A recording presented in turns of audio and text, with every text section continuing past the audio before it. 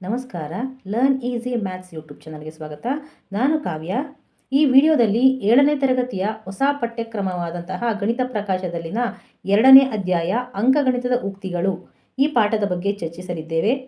ಈ ಪಾಠದ 2ನೇ ಭಾಗವಾಗಿದ್ದು, ಈ ವಿಡಿಯೋನಲ್ಲಿ ಪೇಜ್ ನಂಬರ್ 35ರಿಂದ 46ರವರೆಗೆ ಚರ್ಚಿಸಲಿದ್ದೇವೆ. ಅಂದರೆ ಇದು ಈ ಪಾಠದ ಕೊನೆಯ ವಿಡಿಯೋ ಆಗಿದೆ. ಮೊದಲಿಗೆ ಆವರಣಗಳನ್ನು ತೆಗೆಯುವುದು. ಈ ಉಕ್ತಿಯನ್ನು ಗಮನಿಸಿ, ಇಲ್ಲಿ 2 ಪದಗಳಿದೆ, ಹೌದಲ್ವಾ? ಮೊದಲ ಪದ ಸರಳವಾಗಿದೆ, 2ನೇ ಪದದಲ್ಲಿ ಆವರಣ ಇದೆ, ಹೌದಲ್ವಾ? ಇಂತಹ ಉಕ್ತಿಗಳ ಬೆಲೆಯನ್ನು ನಾವು ಈ ಮೊದಲು ಯಾವ ರೀತಿ ಕಂಡು ಹಿಡಿತಾ ಇದ್ವಿ ಅಂದರೆ, ಆವರಣದ ಒಳಗಡೆ ನಾವು ಮೊದಲು ಬೆಲೆಯನ್ನು ಕಂಡು ಹಿಡಿತಾ ಇದ್ವಿ, ಆಮೇಲೆ ಪೂರ್ತಿ ಉಕ್ತಿಯ ಬೆಲೆಯನ್ನು ಕಂಡು ಹಿಡಿತಾ ಇದ್ವಿ. ಮೊದಲು ಯಾವ ರೀತಿ ಕಂಡು ಹಿಡಿತಾ ಇದ್ವಿ ಅಂದರೆ, 200 ಹಾಗೆ ಬರಿತಾ ಇದ್ವಿ, ಮೈನಸ್ ಹಾಗೆ ಬರೆದು ಈ ಆವರಣದ ಒಳಗಡೆ 40 + 3 ಇರೋದ್ರಿಂದ ಅದರ ಬೆಲೆಯನ್ನು ಕಂಡು ಹಿಡಿತಾ ಇದ್ವಿ, 43 ಆಗ್ತಾಯಿತ್ತು. ಆಮೇಲೆ 200 - 43 ಮಾಡಿದಾಗ ನಮಗೆ 157 ಬರುತ್ತೆ, ಹೌದಲ್ವಾ? ಈ ರೀತಿ ಬೆಲೆಯನ್ನು ಕಂಡು ಹಿಡಿತಾ ಇದ್ವಿ. ಆದರೆ ಈ ವಿಧಾನದಲ್ಲಿ ಯಾವ ರೀತಿ ಅಂದರೆ, ನಾವು ಬೆಲೆಯನ್ನು ಕಂಡು ಹಿಡಿಯೋದಕ್ಕೆ ಮುಂಚೆನೇ ಆವರಣವನ್ನು ತೆಗೆದುಹಾಕೋದು. ಅಂದರೆ 200 ಹಾಗೆ ಬರಿತೀನಿ, ಅಂದರೆ ಮೊದಲ ಪದವನ್ನು ಹಾಗೆ ಬರೆದು ಈ ಆವರಣ ಏನಿದೆ, ಆವರಣದ ಮೊದಲು ಯಾವ ಚಿಹ್ನೆ ಇದೆ ಅದನ್ನು ಗಮನಿಸಿ. ಇಲ್ಲಿ ಮೈನಸ್ ಇದೆ ಅಲ್ವಾ? ಈ ಆವರಣದ ಮೊದಲು ಇರುವಂತಹ ಚಿಹ್ನೆಯನ್ನು ಆವರಣದ ಒಳಗಡೆ ಇರುವಂತಹ ಸಂಖ್ಯೆಗಳ ಚಿಹ್ನೆಗಳ ಜೊತೆ ಗುಣಾಕಾರ ಮಾಡಬೇಕಾಗತ್ತೆ. ಅಂದರೆ ಇಲ್ಲಿ ಏನಿಲ್ಲ ಅಂದರೆ 40ರ ಪಕ್ಕ ಪ್ಲಸ್ ಇದೆ ಅಂತಲೇ ಅಲ್ವಾ ಅರ್ಥ? ಹಾಗಾಗಿ ಈಗ ಈ ಮೈನಸ್ ಮತ್ತು ಪ್ಲಸ್ಸನ್ನು ಗುಣಾಕಾರ ಮಾಡಿದರೆ ಏನು ಬರುತ್ತೆ? ನಮ್ಗೆ ಈಗಾಗಲೇ ಗೊತ್ತಿದೆ, 6ನೇ ತರಗತಿಯಲ್ಲಿ ಓದಿದ್ದೀವಿ ಚಿಹ್ನೆಗಳ ಗುಣಾಕಾರ ಏನು. ಪ್ಲಸ್ ಇಂಟು ಪ್ಲಸ್ ಇದ್ದರೆ ಪ್ಲಸ್ಸೇ ಬರುತ್ತೆ, ಮೈನಸ್ ಇಂಟು ಮೈನಸ್ ಇದ್ದರೆ ಪ್ಲಸ್ಸೇ ಬರುತ್ತೆ, ಪ್ಲಸ್ ಇಂಟು ಮೈನಸ್ ಅಥವಾ ಮೈನಸ್ ಇಂಟು ಪ್ಲಸ್ ಈ ಎರಡೂ ಇದ್ದಾಗ ನಮಗೆ ಏನು ಬರುತ್ತೆ? ಮೈನಸ್ ಬರುತ್ತೆ, ಹೌದಲ್ವಾ? ಇಲ್ಲಿ ಮೈನಸ್ ಇಂಟು ಪ್ಲಸ್ ಇರೋದ್ರಿಂದ ಮೈನಸ್ ಇಂಟು ಪ್ಲಸ್ ಮೈನಸ್ ಬರುತ್ತೆ. ಈ 40 ಹಾಗೆ ಬರೆಯೋಣ. ಮತ್ತು 2ನೇ ಸಂಖ್ಯೆ ನೋಡೋಣ, ಮೈನಸ್ ಇಂಟು ಪ್ಲಸ್ -3 ಬರುತ್ತೆ. ಈಗ ನಾವು ಏನು ಮಾಡಿದ್ವಿ? ಯಾವುದೇ ಬೆಲೆಯನ್ನು ಕಂಡು ಹಿಡಿದೆ ಅಥವಾ ಯಾವುದೇ ಮೂಲಭೂತ ಕ್ರಿಯೆಗಳನ್ನು ಮಾಡದೆ ಏನು ಮಾಡಿದ್ದೀವಿ? ಆವರಣವನ್ನು ತೆಗೆದುಹಾಕಿದ್ದೀವಿ. ಈಗ ಏನು ಮಾಡೋಣ? ನಮಗೆ ಗುಂಪು ಮಾಡುವ ವಿಧಾನದಲ್ಲಿ ಗೊತ್ತಿದೆ, ಯಾವುದೇ 2 ಸಂಖ್ಯೆಗಳನ್ನು ಮೊದಲು ಸಂಕಲನ ಮಾಡಿ ಆಮೇಲೆ ಉಳಿದದನ್ನು ತಗೋಬೋದು, ಹೌದಲ್ವಾ? ಈಗ ನಾನು ಮೊದಲ 2 ಸಂಖ್ಯೆಗಳನ್ನು ಗುಂಪು ಮಾಡ್ತೀನಿ. 200 - 40 ಎಷ್ಟು? 160. ಮತ್ತು -3 ಹಾಗೆ ಬರಿತೀನಿ. ಈಗ 160 - 3 ಮಾಡಿದಾಗ ಎಷ್ಟು ಸಿಗುತ್ತೆ? 157, ಹೌದಲ್ವಾ? ಈ ಎರಡೂ ವಿಧಾನದಲ್ಲೂ ನಮಗೆ ಒಂದೇ ಉತ್ತರ ಸಿಕ್ಕಿದೆ. ಆದರೆ ನಮಗೆ ಬೆಲೆ ಕಂಡುಹಿಡಿಯುವ ಸಂದರ್ಭದಲ್ಲಿ ಯಾವುದು ಸರಳವಾಗಿದೆ ಅನಿಸುತ್ತೆ ಅದನ್ನು ನಾವು ಫಾಲೋ ಮಾಡ್ಬೋದು. ಈಗ ಮತ್ತೊಂದು ಉದಾಹರಣೆ ನೋಡೋದಾದರೆ, ಇಲ್ಲಿ ಇರ್ಫಾನು 15 ರೂಪಾಯಿಗೆ ಬಿಸ್ಕೆಟ್ ಪೊಟ್ಟಣ ತಗೊಂಡಿದ್ದ, ಮತ್ತು ಬೇಳೆ ಪ್ಯಾಕೆಟನ್ನು 56 ರೂಪಾಯಿಗೆ ತಗೊಂಡಿದ್ದ, ಮತ್ತು 100 ರೂಪಾಯಿ ಪಾವತಿ ಮಾಡಿದ್ದ. ಮತ್ತು ಅಂಗಡಿಯವರು ಮತ್ತೆ ಇರ್ಫಾನ್ಗೆ ಎಷ್ಟು ಚಿಲ್ಲರೆಯನ್ನು ಕೊಡಬೇಕು ಅನ್ನೋದಕ್ಕೆ ಒಂದು ಉಕ್ತಿಯನ್ನು ಬರೆದಿದ್ವಿ, ಹೌದಲ್ವಾ? ಈ ಉಕ್ತಿಯನ್ನು ನಾವು ಈಗ ಹೊಸ ವಿಧಾನದಲ್ಲಿ ಬೆಲೆಯನ್ನು ಕಂಡು ಹಿಡಿಯೋಣ ಅಂತ ನೋಡೋದಾದರೆ ಏನು ಮಾಡಬೇಕು? ಮೊದಲಿಗೆ 100 ಹಾಗೆ ಬರಿಬೇಕು. ಮತ್ತು ಈ ಆವರಣದ ಮೊದಲಿರುವಂತಹ ಚಿಹ್ನೆಯನ್ನು ಆವರಣದ ಒಳಗಡೆ ಇರುವಂತಹ ಸಂಖ್ಯೆಗಳ ಚಿಹ್ನೆಗಳ ಜೊತೆಯಲ್ಲಿ ಗುಣಾಕಾರ ಮಾಡಬೇಕು, ಹೌದಲ್ವಾ? ಈಗ ಹೊರಗಡೆ ಮೈನಸ್ ಇದೆ ಅಂದರೆ ಮೈನಸ್ ಇಂಟು ಪ್ಲಸ್ -15, ಮತ್ತು ಮೈನಸ್ ಇಂಟು ಪ್ಲಸ್ -56. ಈಗ ನಾವೇನು ಮಾಡಬೇಕು?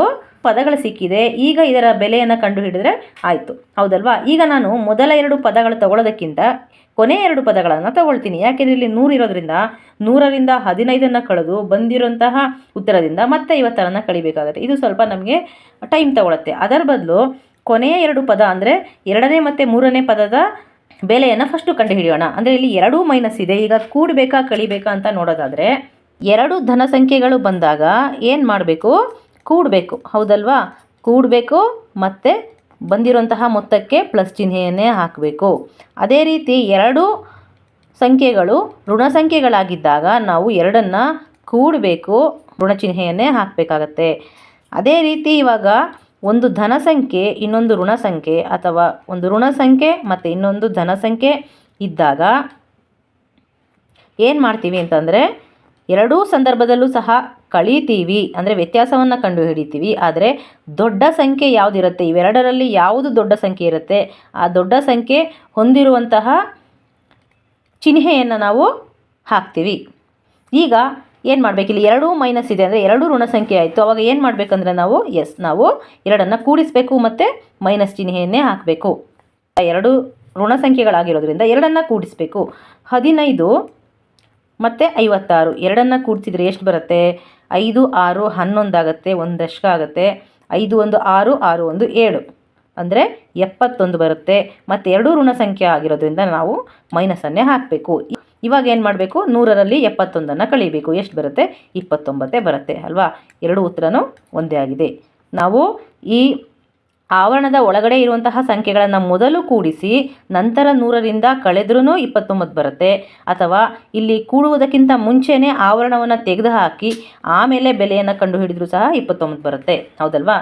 ಈಗ ಅದೇ ರೀತಿಯ ಮತ್ತೊಂದು ಉದಾಹರಣೆ ನೋಡೋಣ. ಏನಿದೆ ಇದರಲ್ಲಿ? 500 ಮೈನಸ್ ಆವರಣ 250 ಮೈನಸ್ 100 ಉಕ್ತಿಯನ್ನು ಪರಿಗಣಿಸಿ. ಈ ಉಕ್ತಿಯನ್ನು ಆವರಣಗಳಿಲ್ಲದೆ ಬರೆಯಲು ಸಾಧ್ಯವೇ?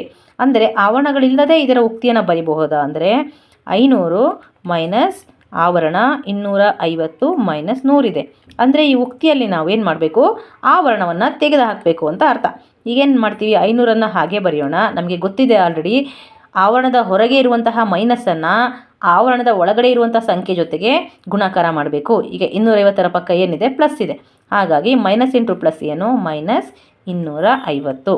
ಮತ್ತು ಇಲ್ಲಿ ಮೈನಸ್ ಇದೆ, ಮೈನಸ್ ಇಂಟು ಮೈನಸ್ ಏನಾಗುತ್ತೆ? ಮೈನಸ್ ಇಂಟು ಮೈನಸ್ ಪ್ಲಸ್ 100 ಆಗುತ್ತೆ. ಈಗ ನಮಗೆ ಆವರಣಗಳಿಲ್ಲದ ಉಕ್ತಿ ಸಿಕ್ಕಿದೆ. ಹೌದಲ್ವಾ. ಇಲ್ಲಿ ಇದರ ಬೆಲೆಯನ್ನು ಕಂಡುಹಿಡಿಯೋದಾದರೆ ನಾವು ಯಾವ ರೀತಿ ಈಸಿ ಆಗುತ್ತೆ ಆ ರೀತಿ ಕಂಡುಹಿಡಿಬೋದು. ನಮ್ಗೆ ಗೊತ್ತಿದೆ, 500ರಲ್ಲಿ 250 ತೆಗೆದ್ರೆ 250 ಬರುತ್ತೆ. ಪ್ಲಸ್ 100ನ್ನು ಹಾಗೆ ಬರೀರಿ. 250 ಪ್ಲಸ್ 100 ಎಷ್ಟಾಗುತ್ತೆ? 350 ಆಗುತ್ತೆ. ಮತ್ತೊಂದು ಉದಾಹರಣೆ ನೋಡೋಣ. ಹೀರಾ ಬಳಿ ಅಪರೂಪದ ನಾಣ್ಯಗಳ ಸಂಗ್ರಹವಿದೆ. ಅಂದರೆ ಅವಳು ಅಪರೂಪದ ನಾಣ್ಯಗಳನ್ನು ಸಂಗ್ರಹ ಮಾಡಿದ್ದಾಳೆ.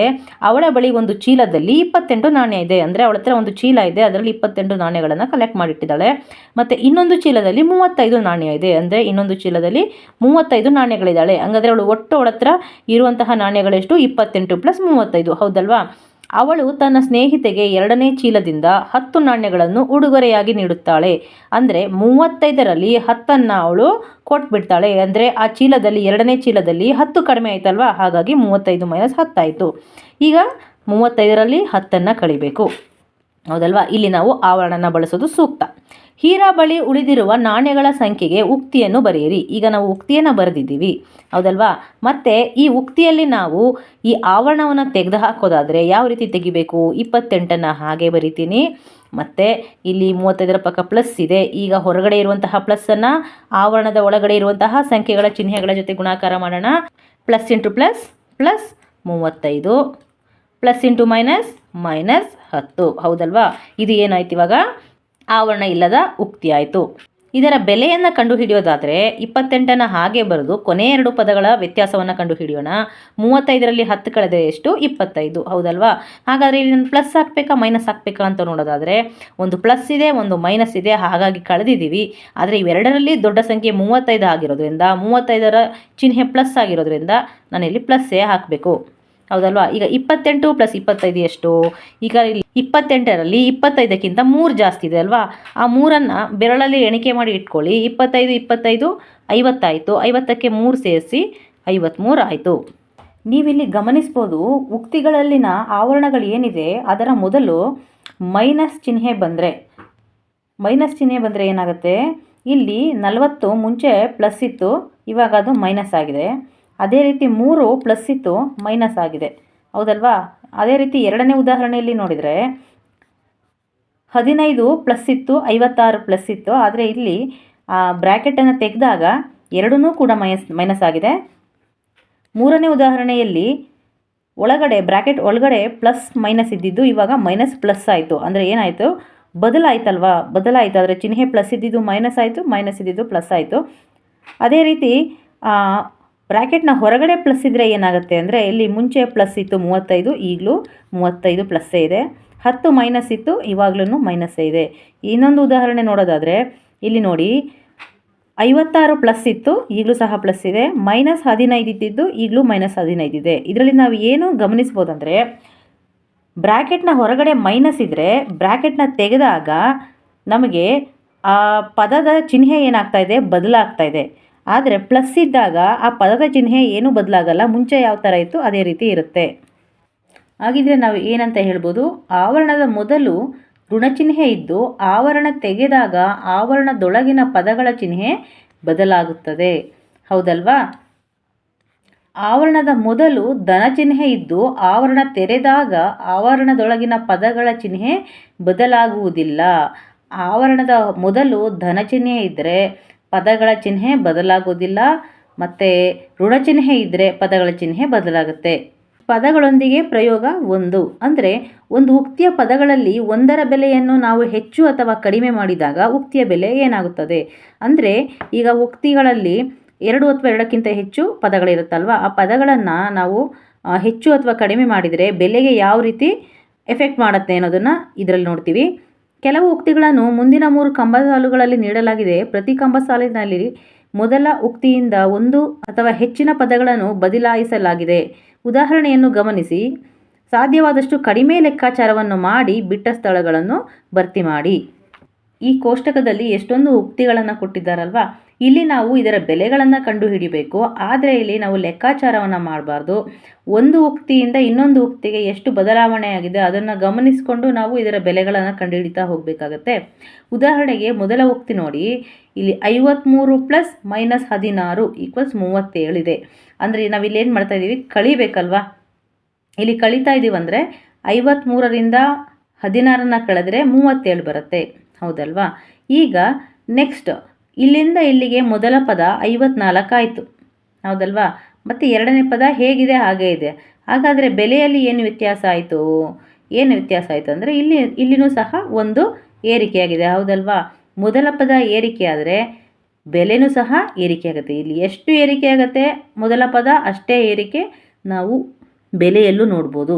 ಈಗ ಕೆಳಗಿಂದ ಇನ್ನೊಂದು ಉಕ್ತಿಯನ್ನು ಗಮನಿಸಿದರೆ 53 ಹಾಗೇ ಇದೆ.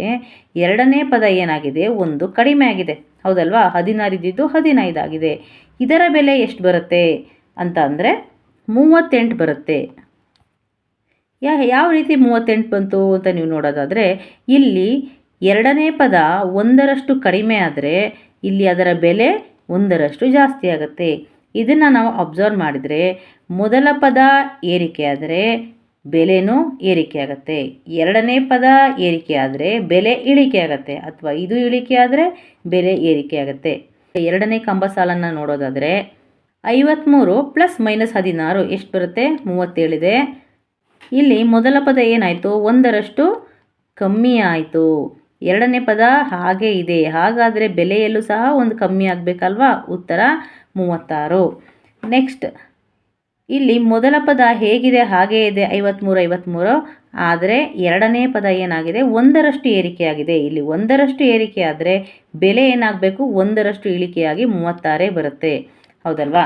ಈಗ ನೆಕ್ಸ್ಟ್ ಕಂಬಸಾಲು ನೋಡೋಣ. ಇಲ್ಲಿ ಬೇರೆ ಪದಗಳನ್ನು ಕೊಟ್ಟಿದ್ದಾರೆ. ಇಲ್ಲಿ ಎರಡೂ ಕಡೆ ಮೈನಸ್ ಇರೋದ್ರಿಂದ ನಾವು ಏನು ಮಾಡಬೇಕು, ಕೂಡಬೇಕು, ಹೌದಲ್ವಾ. ಈಗ ಕೂಡುವಾಗ ಯಾವ ರೀತಿ ನಾವು ವಿನ್ಯಾಸವನ್ನು ಗಮನಿಸ್ಬೋದು ಅಂತ ನೋಡೋದಾದರೆ, -87 + 16 ಎಷ್ಟು ಬರುತ್ತೆ, -103 ಬರುತ್ತೆ. ಈಗ ನೋಡಿ ಇಲ್ಲಿ ಮೊದಲ ಪದ, ಈಗ ಅದೇ ರೀತಿ -88 - 15 ಎಷ್ಟು ಬರುತ್ತೆ, 103 ಬರುತ್ತೆ, -103 ಬರುತ್ತೆ.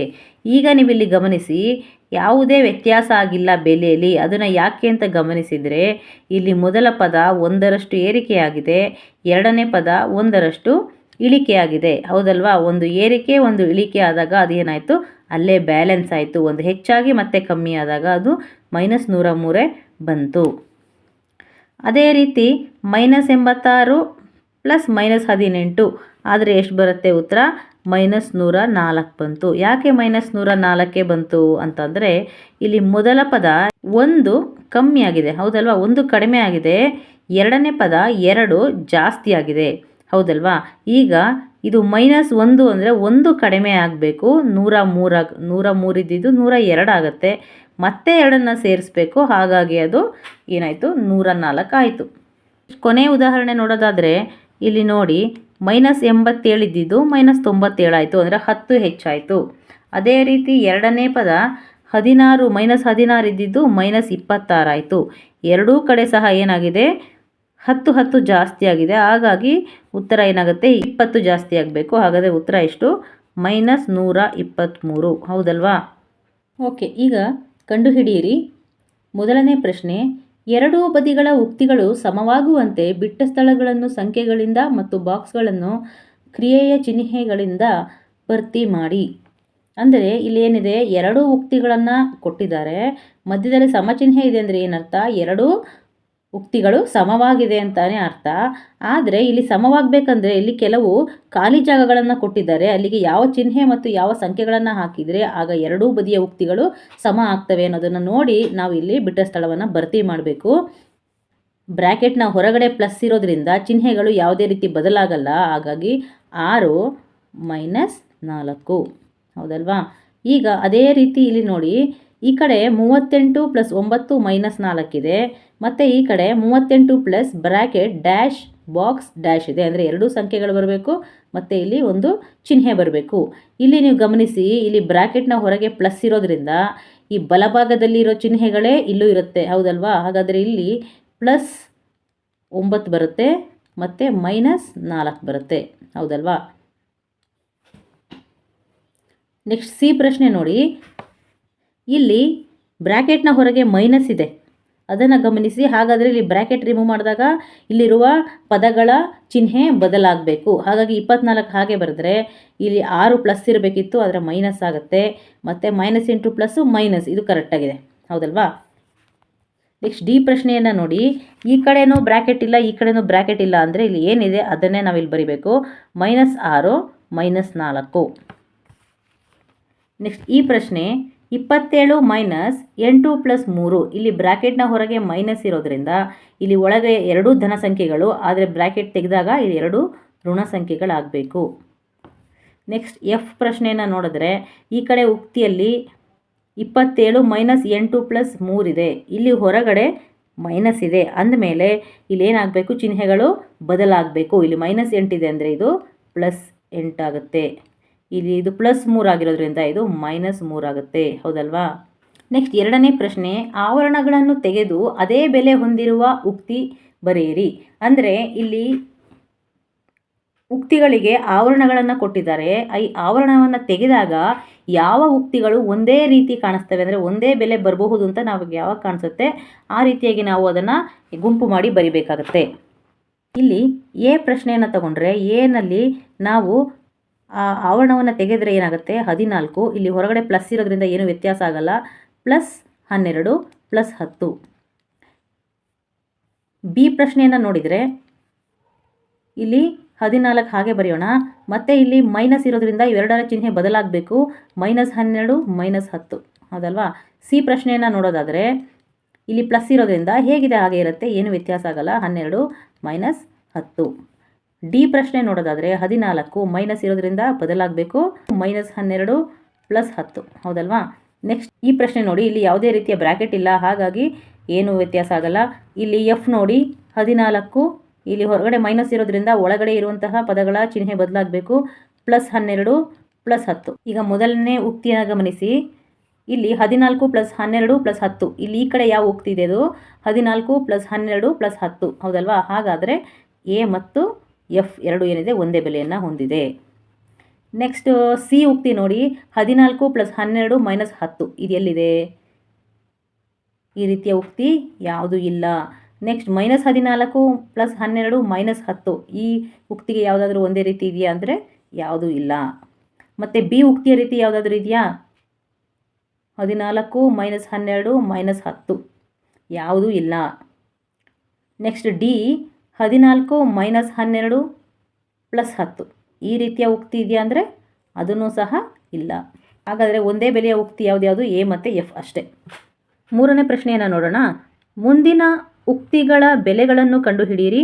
ಪ್ರತಿ ಜೋಡಿಗೆ ಮೊದಲು ಅದರ ಬೆಲೆ ಒಂದೇ ಆಗಿದೆ ಎಂಬುದನ್ನು ಊಹಿಸಲು ಪ್ರಯತ್ನಿಸಿ. ಎರಡು ಉಕ್ತಿಗಳು ಯಾವಾಗ ಸಮವಾಗಿರುತ್ತವೆ. ಅಂದರೆ ಇಲ್ಲಿ ಏನು ಮಾಡಬೇಕು, ಇಲ್ಲಿ ಜೋಡಿ ಜೋಡಿ ಉಕ್ತಿಗಳನ್ನು ಕೊಟ್ಟಿದ್ದಾರೆ. ಇವು ಒಂದೇ ಬೆಲೆಯನ್ನು ಹೊಂದಿದೆಯಾ ಇಲ್ವಾ ಅನ್ನೋದನ್ನು ಪತ್ತೆ ಹಚ್ಚಬೇಕು. ಆದರೆ ಅದರ ಬೆಲೆ ಕಂಡುಹಿಡಿಯೋದಕ್ಕೆ ಮುಂಚೆನೇ ನಾವು ಊಹೆ ಮಾಡೋದಕ್ಕೆ ಪ್ರಯತ್ನ ಪಡಬೇಕು. ಅಂದರೆ ಬ್ರ್ಯಾಕೆಟನ್ನು ರಿಮೂವ್ ಮಾಡಿದಾಗ ಅದು ಒಂದೇ ಆಗಿದೆ ಅಂತ ಅನಿಸುತ್ತಾ ನೋಡಬೇಕು. ಓಕೆನಾ. ಇವಾಗ ಎ ಪ್ರಶ್ನೆ ನೋಡಿ, ಮೊದಲ ಎರಡು ಪದಗಳಿಗೆ ಬ್ರ್ಯಾಕೆಟ್ ಇದೆ. ಇಲ್ಲಿ ಮೊದಲ ಎರಡು ಪದಗಳಿಗೆ ಬ್ರ್ಯಾಕೆಟ್ ಅಥವಾ ಆವರಣ ಇದ್ದರೆ ಅದನ್ನು ತೆಗಿಬೇಕಾದ್ರೆ ಯಾವುದೇ ಚಿಹ್ನೆಗಳ ಗುಣಾಕಾರ ಮಾಡುವ ಅವಶ್ಯಕತೆ ಇಲ್ಲ, ಹಾಗಾಗಿ ಹಾಗೆ ಬರಿಬೋದು. 6 + 10 - 2. ಈಗ ಎರಡನೇ ಉಕ್ತಿಯನ್ನು ನೋಡಿ, 6 ಇಲ್ಲಿ ಹೊರಗಡೆ ಪ್ಲಸ್ ಇರೋದ್ರಿಂದ ಒಳಗಿರುವ ಪದಗಳ ಚಿಹ್ನೆ ಬದಲಾಗೋದಿಲ್ಲ, ಹಾಗಾಗಿ +10 - 2. ಈಗ ಗಮನಿಸಿ, ಈಗ ಎರಡೂ ಉಕ್ತಿಗಳ ಬೆಲೆ ಒಂದೇ ಆಗಿರುತ್ತಾ ಅಂದರೆ ಹೌದು, ಈ ಎರಡು ಉಕ್ತಿಗಳ ಬೆಲೆ ಒಂದೇ ಆಗಿರುತ್ತೆ. ನೆಕ್ಸ್ಟ್ ಎರಡನೇ ಪ್ರಶ್ನೆ, ನೆಕ್ಸ್ಟ್ ಬಿ ಉಕ್ತಿಗಳನ್ನು ನೋಡಿ 16. ಇಲ್ಲಿ ಹೊರಗಡೆ ಮೈನಸ್ ಇರೋದ್ರಿಂದ ಬ್ರ್ಯಾಕೆಟ್ನ ಒಳಗಡೆ ಇರುವ ಪದಗಳ ಚಿಹ್ನೆ ಬದಲಾಗುತ್ತೆ. ಹಾಗಾಗಿ -8 + 3. ಈಗ ಇದರಲ್ಲಿ ಮೊದಲೇ ಬ್ರ್ಯಾಕೆಟ್ ಇರೋದ್ರಿಂದ ಏನು ತೊಂದರೆ ಇಲ್ಲ. -16 -8 -3 ಇವೆರಡು ಒಂದೇ ಆಗಿದೆಯಾ ಅಂದರೆ ಇಲ್ಲ, ಯಾಕೆಂದರೆ ಇಲ್ಲಿ +3 ಇದೆ, ಇಲ್ಲಿ -3 ಇದೆ. ಹಾಗಾಗಿ ಒಂದೇ ಬೆಲೆ ಹೊಂದಿಲ್ಲ. ಈಗ ಸಿ ಪ್ರಶ್ನೆಯನ್ನು ನೋಡೋಣ. 27 ಹೊರಗಡೆ ಮೈನಸ್ ಇದೆ, ಹಾಗಾಗಿ ಚಿಹ್ನೆ ಬದಲಾಗುತ್ತೆ. -18 -4. ಅದೇ ರೀತಿ ಎರಡನೇ ಉಕ್ತಿಯಲ್ಲಿ 27 ಇದು ಹೊರಗಡೆ ಪ್ಲಸ್ ಇದೆ, ಹಾಗಾಗಿ ಒಳಗಡೆ ಇರೋದು ಹಾಗೆ ಇರುತ್ತೆ. -18 -4. ಈಗ ಈ ಎರಡು ಉಕ್ತಿಗಳು ಒಂದೇ ಇದೆಯಾ ಅಂದರೆ ಹೌದು, ಒಂದೇ ಇದೆ. ನೆಕ್ಸ್ಟ್ 4ನೇ ಪ್ರಶ್ನೆ. ಮುಂದಿನ ಪ್ರತಿ ಉಕ್ತಿಗಳ ಗುಂಪಿನಲ್ಲಿ ಒಂದೇ ಬೆಲೆ ಹೊಂದಿರುವ ಉಕ್ತಿಗಳನ್ನು ಗುರುತಿಸಿ ಅವುಗಳ ಬೆಲೆಯನ್ನು ಕಂಡುಹಿಡಿಯಬೇಡಿ. ಬದಲಾಗಿ ಪದಗಳ ಬಗ್ಗೆ ನಿಮ್ಮ ತಿಳುವಳಿಕೆಯನ್ನು ಉಪಯೋಗಿಸಿ. ಅಂದರೆ ಇವಾಗ ಇಲ್ಲಿ ಎ ಅನ್ನು ಗಮನಿಸಿ. ಇಲ್ಲಿ 1 2 3 4 ಉಕ್ತಿಗಳನ್ನು ಕೊಟ್ಟಿದ್ದಾರೆ. ಈಗಲೂ ಸಹ ನಾವು ಉಕ್ತಿಯ ಬೆಲೆ ಕಂಡುಹಿಡಿಯೋಂಗಿಲ್ಲ. ಆದರೆ ಪದಗಳನ್ನು ಗಮನಿಸಿ ನಾವು ಇದು ಒಂದೇ ಬೆಲೆ ಹೊಂದಿದೆಯಾ ಇಲ್ವಾ ಅನ್ನೋದನ್ನು ನಾವು ನೋಡಿ ಜೋಡಿಯಾಗಿ ಬರೀಬೇಕು. ಇಷ್ಟು ಉಕ್ತಿಗಳಲ್ಲಿ ಇರುವುದು ಎರಡೇ ಸಂಖ್ಯೆಗಳು, 319 ಮತ್ತು 537. ಹೌದಲ್ವಾ? ಮತ್ತು ಚಿಹ್ನೆಗಳನ್ನು ಇವಾಗ ಗಮನಿಸಬೇಕು. 313 537 ಎರಡೂ ಸಹ ಪ್ಲಸ್ ಇದೆ. ಅದೇ ರೀತಿಯ ಉಕ್ತಿ ಇಲ್ಲಿದೆಯಾ ಅಂದರೆ ಇಲ್ಲ. ಹಾಗಾಗಿ ಇದರಂತೆ ಯಾವ ಉಕ್ತಿಯು ಬೆಲೆಯನ್ನು ಹೊಂದಿಲ್ಲ. 319 -537 319 ಪ್ಲಸ್ ಇರಬೇಕು, 537 ಮೈನಸ್ ಇರಬೇಕು. ಇಲ್ಲಿ ನೀವು ಗಮನಿಸಿ, ಇವೆರಡೂ ಏನಾಗಿದೆ, ಅದಲು ಬದಲಾಗಿದೆ ಅಷ್ಟೇ. ಅದಲ ಬದಲಾಗಿದೆ, ಆದರೆ ಇಲ್ಲಿ ಪದಗಳಾಗಲಿ ಚಿಹ್ನೆಗಳಾಗಲಿ ಯಾವುದೇ ಬದಲಾವಣೆ ಆಗಿಲ್ಲ. ಹಾಗಾಗಿ ಇವೆರಡೂ ಉಕ್ತಿಗಳು ಒಂದೇ ಬೆಲೆಯನ್ನು ಹೊಂದಿದೆ. ಕೊನೆಯದಾಗಿ 537 -319 ಇದಕ್ಕೂ ಸಹ ಯಾವುದೇ ಹೊಂದಿಕೊಳ್ಳುವ ಉಕ್ತಿ ಇಲ್ಲ. ನೆಕ್ಸ್ಟ್ ಬಿಗೆ ಬರೋದಾದರೆ ಇಲ್ಲಿ 3 ಪದಗಳಿದೆ. ಗಮನಿಸಿ, ಇಲ್ಲಿ 87 46 2 ಪ್ಲಸ್ ಇದೆ, 109 ಮಾತ್ರ ಮೈನಸ್ ಇದೆ. ಆ ರೀತಿ ಇದು ಎಲ್ಲಿದೆ ಅಂತಂದರೆ ಇದೆ. ಮೊದಲನೇದು ಮತ್ತು ಎರಡನೇದು ಒಂದೇ ಆಗಿದೆ. ಮತ್ತು ಅದೇ ರೀತಿ ಮೂರನೇದು ಸಹ ಹಾಗೇ ಆಗಿದೆ. 3 ಉಕ್ತಿಗಳು ಒಂದೇ ಆಗಿದೆ ಅಂತ ಅಂದರೆ ಇಲ್ಲಿ ಇದು ಪ್ರಿಂಟಿಂಗ್ ಮಿಸ್ಟೇಕ್ ಆಗಿರಬಹುದು. ನೆಕ್ಸ್ಟ್ 87 -46 + 109 ಅಂದರೆ 46 ಮಾತ್ರ ಮೈನಸ್ ಇರಬೇಕು. ಅಂಥದ್ದು ಉಕ್ತಿ ಎಲ್ಲಿದೆ ಅಂದರೆ ಇಲ್ಲಿದೆ ಅಲ್ವಾ? ಈ ಬ್ರ್ಯಾಕೆಟ್ ತೆಗೆದ್ರೆ ಸೇಮ್ ಟು ಸೇಮ್ ಅದೇ ರೀತಿ ಆಗುತ್ತೆ. ಇದು ಮತ್ತು ಇದು ಈ ಎರಡು ಉಕ್ತಿಗಳಿಗೆ ಒಂದೇ ಬೆಲೆ ಇದೆ. ಹೌದಲ್ವಾ? ಇಲ್ಲಿ 87 -46 + 109 ಈ ಉಕ್ತಿಗೆ ಯಾವುದೇ ಹೊಂದಿಕೊಳ್ಳುವಂತಹ ಉಕ್ತಿ ಸಮನಾದ ಉಕ್ತಿ ಯಾವುದೂ ಇಲ್ಲ. ಈಗ ಗಮನಿಸಿ 5ನೇ ಪ್ರಶ್ನೆ. ಉಕ್ತಿಗಳಲ್ಲಿ ಸೂಚಿಸಿರುವ ಬೆಲೆಗಳನ್ನು ಪಡೆಯಲು ಸೂಕ್ತ ಸ್ಥಳಗಳಲ್ಲಿ ಆವರಣಗಳನ್ನು ಸೇರಿಸಿ. ಅಂದರೆ ಇಲ್ಲಿ ಏನಾಗಿದೆ, ಆವರಣಗಳು ಮಿಸ್ ಆಗಿದೆ. ಬೆಲೆಗಳನ್ನು ಕೊಟ್ಟಿದ್ದಾರೆ, ಆದರೆ ಆವರಣಗಳು ಮಿಸ್ ಆಗಿದೆ.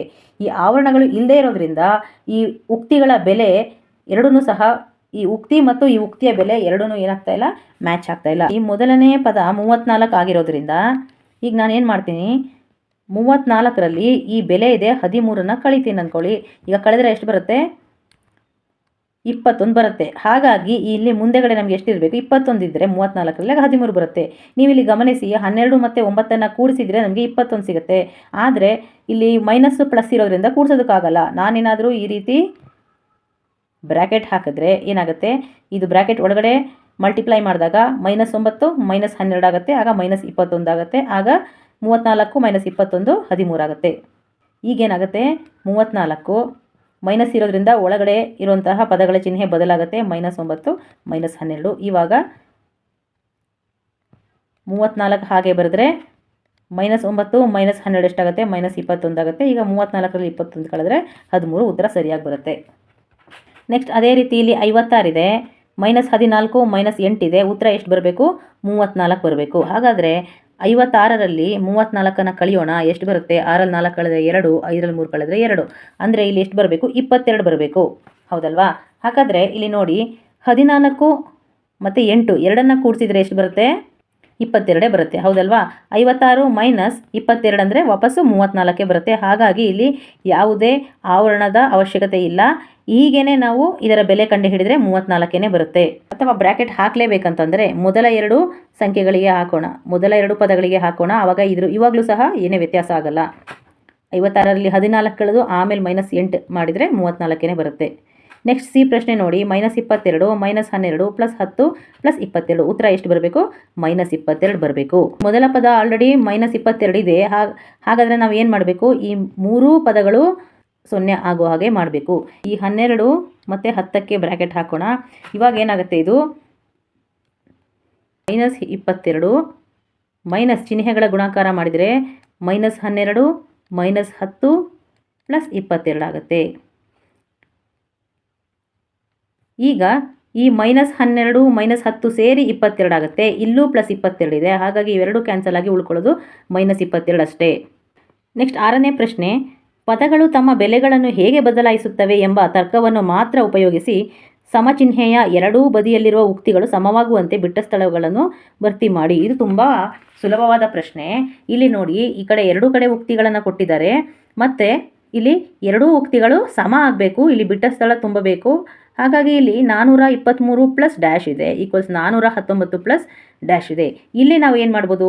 ಈಗ ಇದು ಪದ 1 ಪದ 2 ಅಂತ ತಗೊಂಡ್ರೆ ಇದು ಪದ 2 ಪದ 1 ಅಂತ ತಗೋಬೋದಲ್ವಾ? ಯಾವ ರೀತಿ ಅಂದರೆ ಈ ಅದಲು ಬದಲು ಮಾಡೋದಿದೆಯಲ್ಲ, ಆ ರೀತಿ ನಾವು ಇದನ್ನು ಮಾಡ್ಬೋದು. ಇದು ಪದ 1 ಇದು ಪದ 2 ಇದು ಪದ 2 ಪದ 1 ಅಂತ ತಗೊಂಡ್ರೆ ಇಲ್ಲಿ ನಾವು 419 ಬರಿಬೋದು.